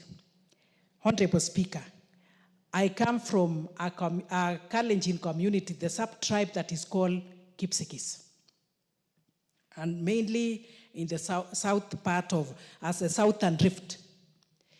We are very rich in culture, but I want to let us know that there are areas or part of the culture has been eroded. And I'm sure it is not only in the Kipsigis community, but many other communities in this country. Just to let us understand this, in the Kipsigis community, the stages of life are taken seriously. To start with birth, we give names to children according to the place of birth, according to the time when they are born, and according even to the situation. Honorable Speaker, I want to confirm that to some extent, people have even stopped that and they have given different names that are not cultural. But even with that, our people are still keen when it comes to naming of the children, food that is given to the mother before and even when they give birth, the place where the mother is supposed to sit, and the fact that men are supposed to be away. Unlike today, Honorable Speaker, you see a lady goes to, or a mother goes to the labor ward, and the husband is following. In our culture, that is uncalled for. Why are these men going there? So I still appreciate that one, Honorable Speaker. When it comes to issues of initiation, Honorable Speaker, and during initiation, boys are supposed to be with their fathers, and women, except some special women, can attend the ceremony. But specifically, men are the ones. And when it comes to the side of women, I want to say one of the areas that I will not support this culture, maybe some cultural practices which are outdated, one of them is FGM. That is a thing of the past. And I'm saying this confidently that the many small places that we still have the FGM, we are fighting it to the letter because it has no benefit in any way. Honorable Speaker, during marriage, traditional marriage are going down because it has no much meaning, but the idea of come we stay is what we are still fighting as a community because we want marriages that are formal and beneficial to our children. Death is a stage in life which the Kipsigis community take it seriously. Where somebody is buried, who are supposed to carry the casket, and even the fact that during the ceremony, the funeral or the burial ceremony, if a woman has died, then a she cow or a she cow is to be slaughtered. If it is a male, then a he. Those are the cultural practices that means a lot. Honorable Speaker, I would also want to say that our children may not at the moment understand so much of our culture. I've talked of marriage. Our community are so concerned of who to marry. In this sense, people cannot marry from the same clan. And those people are related by blood. And that is incest. And looking at it, Honorable Speaker, it is very important. Biologically, it has a meaning. But and if we look at kindly, intermarriage, marrying with other tribes was not keen. So with this appeal, Honorable Speaker, I don't know where intermarriage will come in, because now it is going to dilute it in a way. But with that, Honorable Speaker, I would say that the coming of Christianity, to some extent, has affected our culture. But one thing that I want to put across is that the use of instruments in church should be appreciated. The use of drums and those traditional instruments should be appreciated. And that is to say, Christianity, to some extent, should not demonize our culture, and especially maybe the instruments that we use in church, and even places of worship still, that it has to be a very big church or something like that. There are people who actually pray under a tree. There are some shrines that should be appreciated, some cultural places of worship that should be appreciated. If it is not a church, then it should, is that a place that is a right for worship? But as I've said, polygamy in Christianity is not appreciated. And I appreciate the same when it comes to culture. So some of these cultural practices, like the FGM, like maybe this one of polygamy, I had one of my members, our members, saying that they appreciate polygamy, which to me, and I appreciate in the side of Christianity, that polygamy should not actually be embraced. Yes. A member is asking if I'm sure. Yes, I'm very sure, Honorable Speaker. Yeah, because of the many reasons that we know. So, and when it comes to some of our artifacts, Honorable Speaker, they are very, very important. Like we have, I quote, Kisiet and I quote Sotet. Those are very, very, very important items that we own, and it means a lot to us. Like, as I quote, Kisiet is actually a container, is an item that we use to put food, ukali in particular, and it saves a lot. Sotet, of course, for milk, and our milk is actually very, very important. There is no function that we can have without milk. So, Honorable Speaker, as I conclude, I must say that I appreciate this bill, but there are some areas that need some panel beating so that it comes out very well. Thank you very much, Honorable Speaker, and once more, I support. Not to forget. Makali Mulu. Yeah, thank you very much, Honorable Speaker. Honorable Speaker, I want to join colleagues in supporting this bill, and I appreciate the majority leader for moving this bill, Honorable Speaker. Honorable Speaker, a lot has been said about our culture, and it's actually, when you read our constitution, our culture is very well recognized in the constitution. And Honorable Speaker, I do quote what the Swahili said in the early days, that mwacha mila ni mtumwa, Honorable Speaker, which means culture has always been at the center of our lives. I just want to pick 3 or 4 items, Honorable Speaker, very briefly. Honorable Speaker, anytime I sit in this house, and at times when it's quite extremely hot, Honorable Speaker, like now we've just come from out there, it's extremely hot out there. And you come here, you're in your suit, you're in your tie, and when you look at our own rules, matters dressing, we say you can't get to this chamber without a suit and a tie. And I always wonder, Honorable Speaker, why can't we have our own dressing code?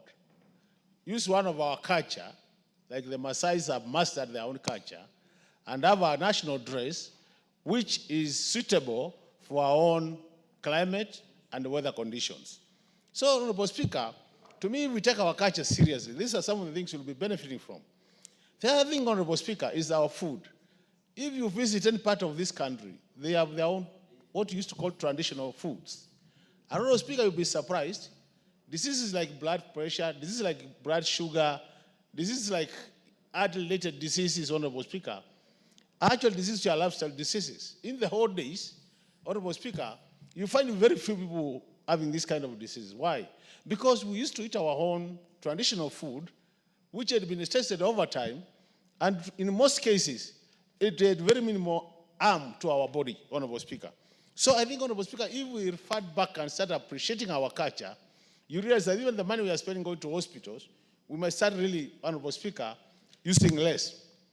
The other matter, Honorable Speaker, is the issue of respect. I'm sure where you come from, Honorable Speaker, in the olden days, if you met a young person, there was a way you were expected to greet that young person. And to some extent, it demonstrated respect for your culture. In that case, Honorable Speaker, you find that when an old person, like for example, from where I come from, when an old person gets to a matatu, it is expected that a young person should be able to wake up and give room for the old person in the old days, Honorable Speaker. But these days, you get to a matatu, Honorable Speaker, you find that a small boy who is about 10, 15 years, Honorable Speaker, is seated, and an old man who is about 50 years, Honorable Speaker, or 60 years, is standing. And you will not even be surprised, Honorable Speaker, to realize that this small boy is seated next to a mother or a grandmother, and the mother cannot even request the young boy to give room for the old man, Honorable Speaker. So you're just saying our culture, Honorable Speaker, in the old days had a way of demonstrating respect to the elderly. And as time goes now, Honorable Speaker, this is something we are losing. And I think really how I wish we were able to go back to some of these good cultural practices because they are there, Honorable Speaker. The other thing, Honorable Speaker, is the issue of initiation, Honorable Speaker. You realize that in most communities in this country, initiation was taken like a mentorship program. That when young boys go through that process, at the same time they'll be mentored to how do you behave when you become a man, Honorable Speaker. And now we are losing all this by ensuring that we take all our kids to the hospital where they just get cut and they go home. Nobody tells them now that you are cut, you are a man, and this is what, when you become an adult, you should behave. And that's why we have a lot of challenges, even with the way we live, Honorable Speaker. The last item, Honorable Speaker, so that I give room for the next motion, is the issue the way we used to celebrate good times, when we are happy. You know, some cultures had traditional dances, some cultures had other ways of celebrating happiness, when a child is born or when you are married. But you realize that, Honorable Speaker, because of this modern way of living, Honorable Speaker, we are losing some of these good, very original ways of celebrating our achievements. How I wish, Honorable Speaker, through this bill, we could make sure that those good cultural practices which were there in the old days, Honorable Speaker, we can actually allow them to continue. And that's why I salute the Maasai community, because they have really made sure that their culture is maintained, is sustained, up to the end, Honorable Speaker. So I don't want to support this bill and say that when the right time comes, Honorable Speaker, the third reading, I think we'll be making some amendments so that we ensure that our culture for each community is respected, and that way then we'll be able to respect the culture as it is provided in our Constitution. With those many remarks, Honorable Speaker, I support. Thank you. Thank you. We have heard from virtually everyone who wanted to speak on this, and we shall be asking the mover to reply in the next session. Now, as directed earlier by the Speaker, we were to go back to the order on statements. And honorable members have been waiting for quite some time, so please, the clerk, call the next order. Order number 7, questions and statements. And we have the Honorable Titus Julius Taitumu. Thank you, Mr. Speaker. I wish to request for a statement regarding perennial human wildlife conflict in Igembe North constituency. Honorable Speaker, pursuant to the provisions of Standing Order 44-2C, I wish to request for a statement from the chairperson of Departmental Committee on Tourism and Wildlife regarding the perennial human-wildlife conflict in Igembe North constituency. Honorable Speaker, human-wildlife conflict has been a persistent problem in many parts of the country. On Wednesday, 16th August 2023, during question time, I asked a question to the Cabinet Secretary for Tourism and Wildlife regarding the recurring menace of human-wildlife conflict in Igembe North, and particularly in 2023, where over 100 elephants invaded the area. In response, the Cabinet Secretary assured this House that the ministry had upgraded the area. In response, the Inimero National Park fence as a mitigation measure. Additionally, the Cabinet Secretary guaranteed that compensation would be provided for the lives lost and the injuries caused by the elephants in the area in 2023 attacks. However, to date, no just compensation has been made. Honorable Speaker, it is concerning that the Ministry of Tourism and Wildlife has failed to implement lasting measures to prevent further loss of life. This inaction has now resulted in yet another tragic incident where on Thursday, 6th February 2025, Mr. Philip Mesobo of IND number 134-69425 was fatally attacked by a marauding elephant in a Mwadhiwand while working on his farm. This tragedy underscores the need for urgent intervention and raises questions regarding the commitment by the ministry to address the persistent threat posed by elephants in Igembe North constituency. Honorable Speaker, it is against this background that I request for a statement from the chairperson of the Departmental Committee on Tourism and Wildlife on the following. 1, a comprehensive report on the progress made by the Ministry of Tourism and Wildlife in implementing the undertakings made by the Cabinet Secretary on Wednesday, 16 August 2023, including specific timelines for the compensation.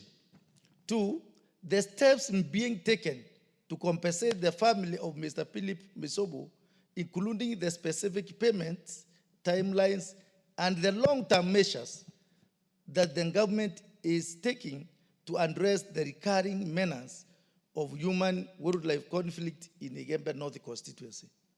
Thank you, Honorable Speaker. Very well.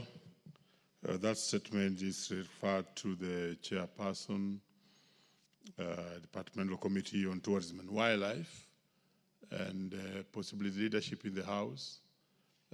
You undertake to inform the chairperson yes. Thank you, Honorable Speaker. I will do that, and I'm sure in 2 weeks' time he will get his response. Very well. I think, do we have any other statement? Yes, the Honorable, is that Joseph? Proceed. Thank you, Honorable Speaker.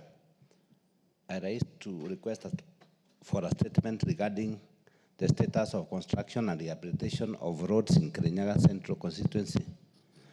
Honorable Speaker, pursuant to the provision of Standing Order 44-2C, I wish to request for a statement from the Chairperson, Departmental Committee on Transport and Infrastructure regarding the status of construction and rehabilitation of various roads in Kirinyaga Central constituency. Honorable Speaker, the Kenya Rural Roads Authority, KERA, is responsible for development, rehabilitation, management, and maintenance of rural roads. Rehabilitation and maintenance of the roads ought to be conducted regularly in response to damage that arise. However, in Kirinyaga Central constituency, several roads are under the management of KERA have been deteriorated over time, becoming unmotorable and in some cases, nearly impassable. Kirinyaga County is one of the most agricultural productive regions in the country, as it produces coffee, rice, tea, maize, and horticultural crops. The state of the roads, the strict movement of produce and services, especially during the rainy season. This is not only disrupts economic activities, but also limits access to critical services such as healthcare and education. Honorable Speaker, it is against this background that I request for a statement from the chairperson of the Departmental Committee on Transport and Infrastructure on the following. A, reports on the status of the following road projects in Kirinyaga. 1, Kiamudambe Katuto Road. 2, Kagumo Kangaita Road. 3, Kerugoya Prisons Kemande Road. 4, Kerugoya Girls Kandakame Road. 5, Kebigo Keratina Road. 6, Mungeda Gitobe Mugwade Road. 7, Mutira Kagumo Keamaina Gadudoma Keajage Road. B, Mr. Speaker, report on the status of the rehabilitation works of the following roads. Gakoigo Kiadieri Kangaita Road, and 2, Meringaere Kiawakara Road. C, the intervention by the ministry to ensure that the completion of these projects, including the specific completion date. I thank you, Mr. Speaker. Very well, the matter is referred to the chairperson, Transport and Infrastructure and Leadership. You undertake to transmit that information for replies within 2 weeks. Honorable Speaker, I will do so, and the chairman of transport comes from Kirinyaga, and I'm sure he knows very well the areas that Honorable Gitar is talking about, and I'm sure he'll give a lot of attention. Thank you. Very well. The other statements, even though the members may not be in the House, we shall give them leverage because they've been waiting for long. Let them not fall. They can come during the next session on Tuesday. The next order. Order number 11, the Equalization Fund Administration Bill, Senate Bill number 14 of 2023, second reading, resumption of debate.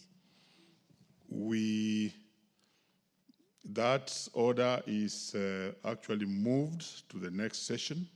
I order that we arrange the order paper so that we move it to the next session because of the high interest by members, especially those from the ASAL and other areas that this equalization fund do affect.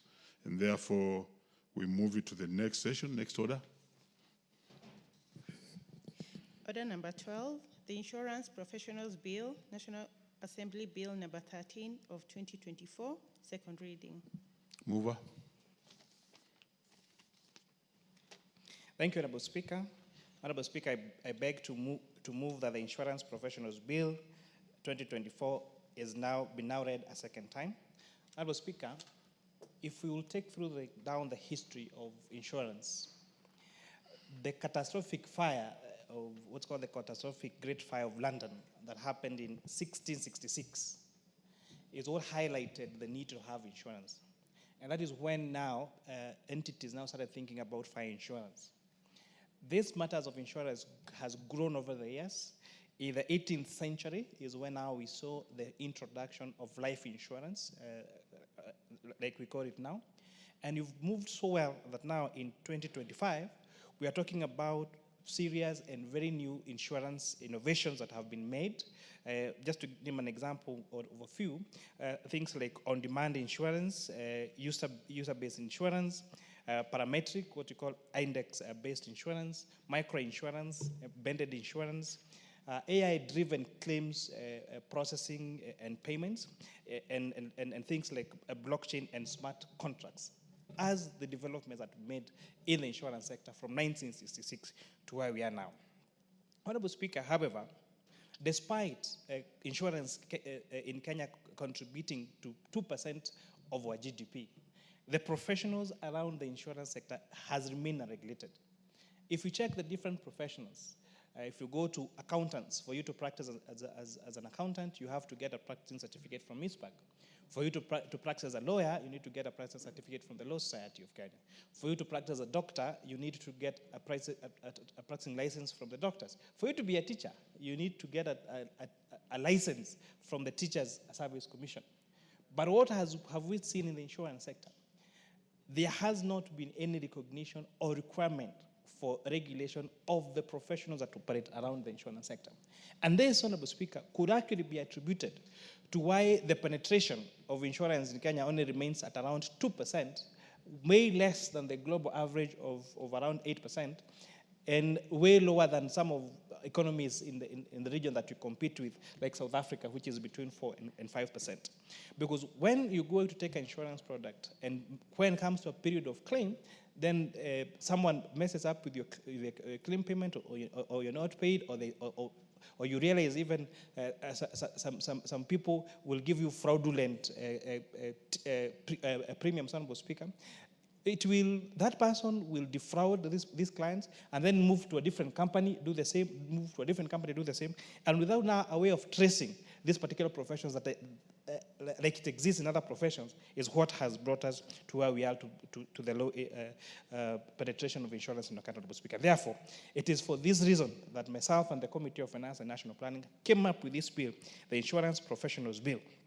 Honorable Speaker, the bill is seeking to establish the Insurance Institute of Kenya, which will be the overall professional organ for insurance professionals that shall regulate professional conduct and maintain level of standards and services rendered by the insurance professionals registered under this bill, Honorable Speaker. The bill will help promote the recognition of insurance professionals, not just in Kenya, but across East Africa and the region. The bill is also seeking to have a registration committee that shall consist of members appointed by the council from the membership of the institute, one of whom shall be nominated by the examinations board. And the board, Honorable Speaker, shall be separate. It's very important to say this. The board shall be separate from what the current College of Insurance. Honorable Speaker, like any other professional body, the bill is providing for functions of the Insurance Institute of Kenya to be as follows. 1, to establish, monitor, and promote standards of professional competence and practice amongst insurance professionals. 2, register persons who meet the required professional and ethical standards. Promote research into areas of insurance practice and related matters. Coordinate and oversee continuous professional development of insurance professionals. Provide a medium for communication and exchange of information, knowledge, and ethical standards for those persons engaged in insurance practice. Advise the registration committee on matters relating to registration of insurance professionals. Advise the registration committee on matters relating to grant or practicing certificates. Network with regional and international related bodies to promote and develop progressive insurance practices in the region and around the world. Also to have regard to conduct of persons registered and licensed under this act, and take such disciplinary measures as may be necessary to maintain a proper standard of conduct among such persons. To promote and protect the welfare and interests of insurance professionals. To promote professional, interprofessional collaboration with other professional bodies. And lastly, Honorable Speaker, to carry out functions related to the implementation of this act.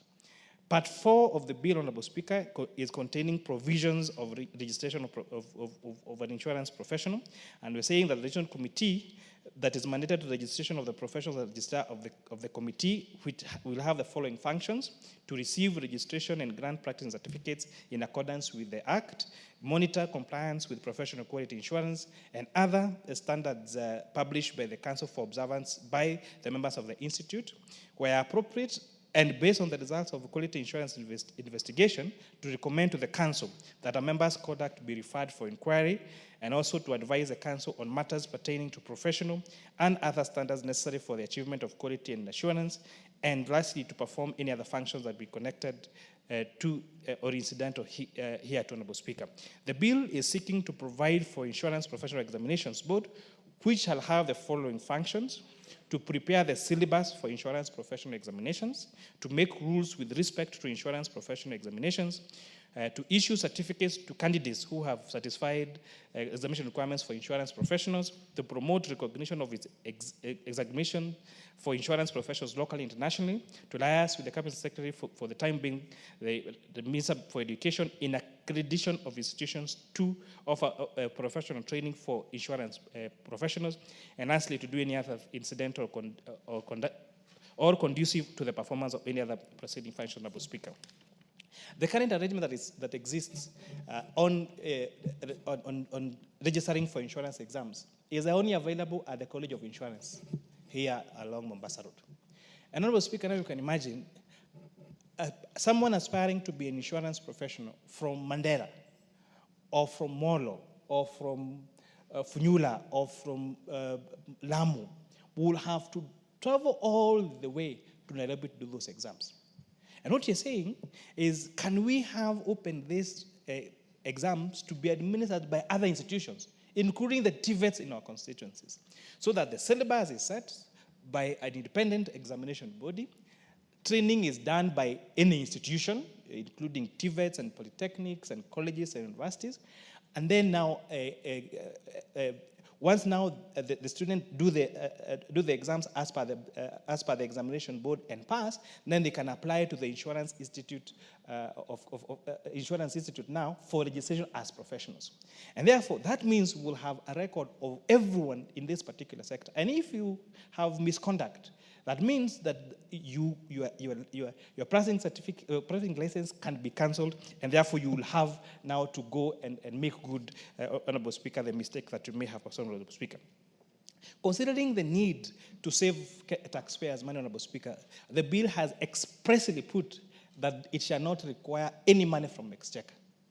Let the registration, let the running of this institution, whether it's the examination board, be from the fees they're going to charge for those particular examinations, and the institute from membership fees and training fees that they're going to collect from this particular insurance professionals, Honourable Speaker. So this is a very timely bill in our sector. Again, I believe it's going to really help drive the penetration of our insurance business in this particular country and ensure professionalism in the insurance sector, Honourable Speaker.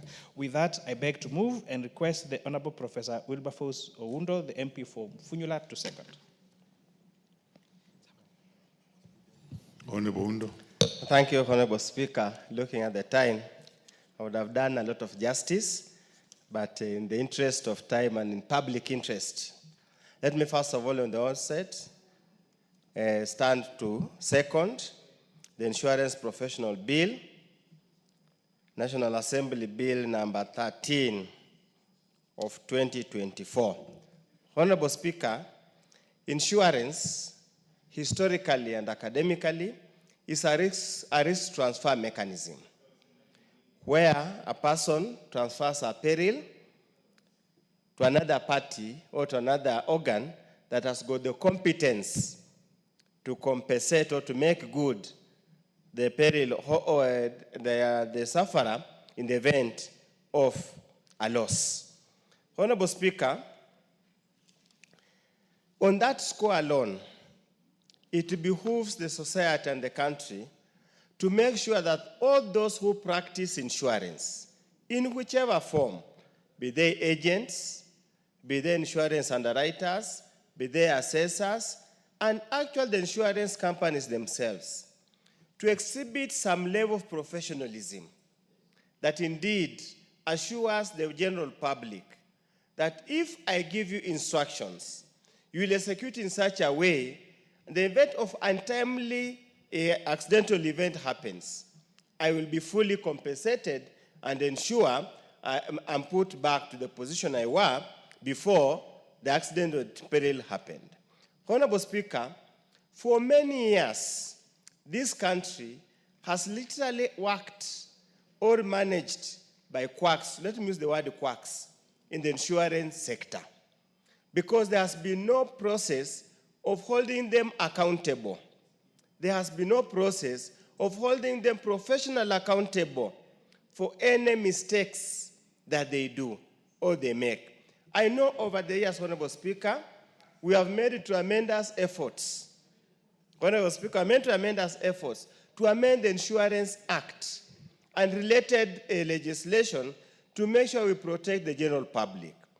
So therefore, this particular bill, Honorable Speaker, now brings the entire spectrum into some kind of professional organization.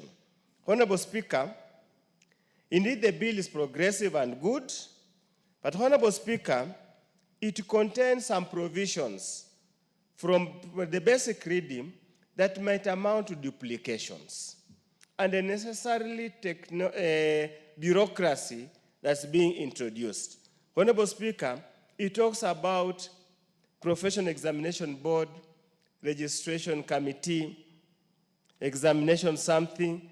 I would want to urge the committee, and if they allow, at the committee of the whole House, we truly rationalize the bill to make sure that it's less cumbersome and costly. Because by establishing all these sub-organs, subcommittees, offices, Honorable Speaker, it becomes expensive to the insurance professional because they have to pay to sustain all these structures being established here. And as the chair has moved, they will not require any money from the National Treasury or the Exchequer. So it means it becomes a burden to the very people who practice it. So, Honorable Speaker, we would therefore need to look at it afresh. Honorable Speaker, as a typical professional organization, they have established a disciplinary committee. Honorable Speaker, a disciplinary committee, those of us who have been here for many years, brings us back to the Kano Disciplinary Committee under the dreaded Okika Mayo, where people would face. These are professional practice. With the proper training, some of the envisaged ills or mistakes being purported here can actually be addressed. So Honorable Party 7 requires a lot of panel beating, Honorable Speaker, to make sure that we deal with the issues at hand. Honorable Speaker, I want again, as I conclude, to sincerely commend the committee, but the committee needs to be magnanimous enough and allow us, at the committee of the whole House, to make suggestions. Some of us having some limited experience in this matter and having taught some of the risk management at the university. And Honorable Speaker, my master's degree was about risk management in real estate. So I have a lot of background information on this matter. With those very many remarks, I second the bill. Thank you, Honorable Speaker.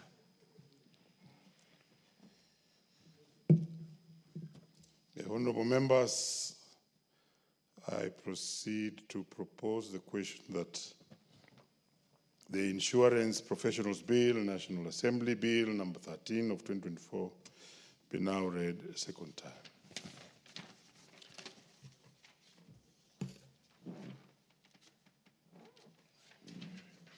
And further, honorable members, because of time, let's be upstanding and also instruct that the debates on the said bill, the Insurance and Professional Bill, shall resume in the next sitting. Honorable members, and the time being 7 p.m., this House stands adjourned until Tuesday, 25th February 2025 at 2:30.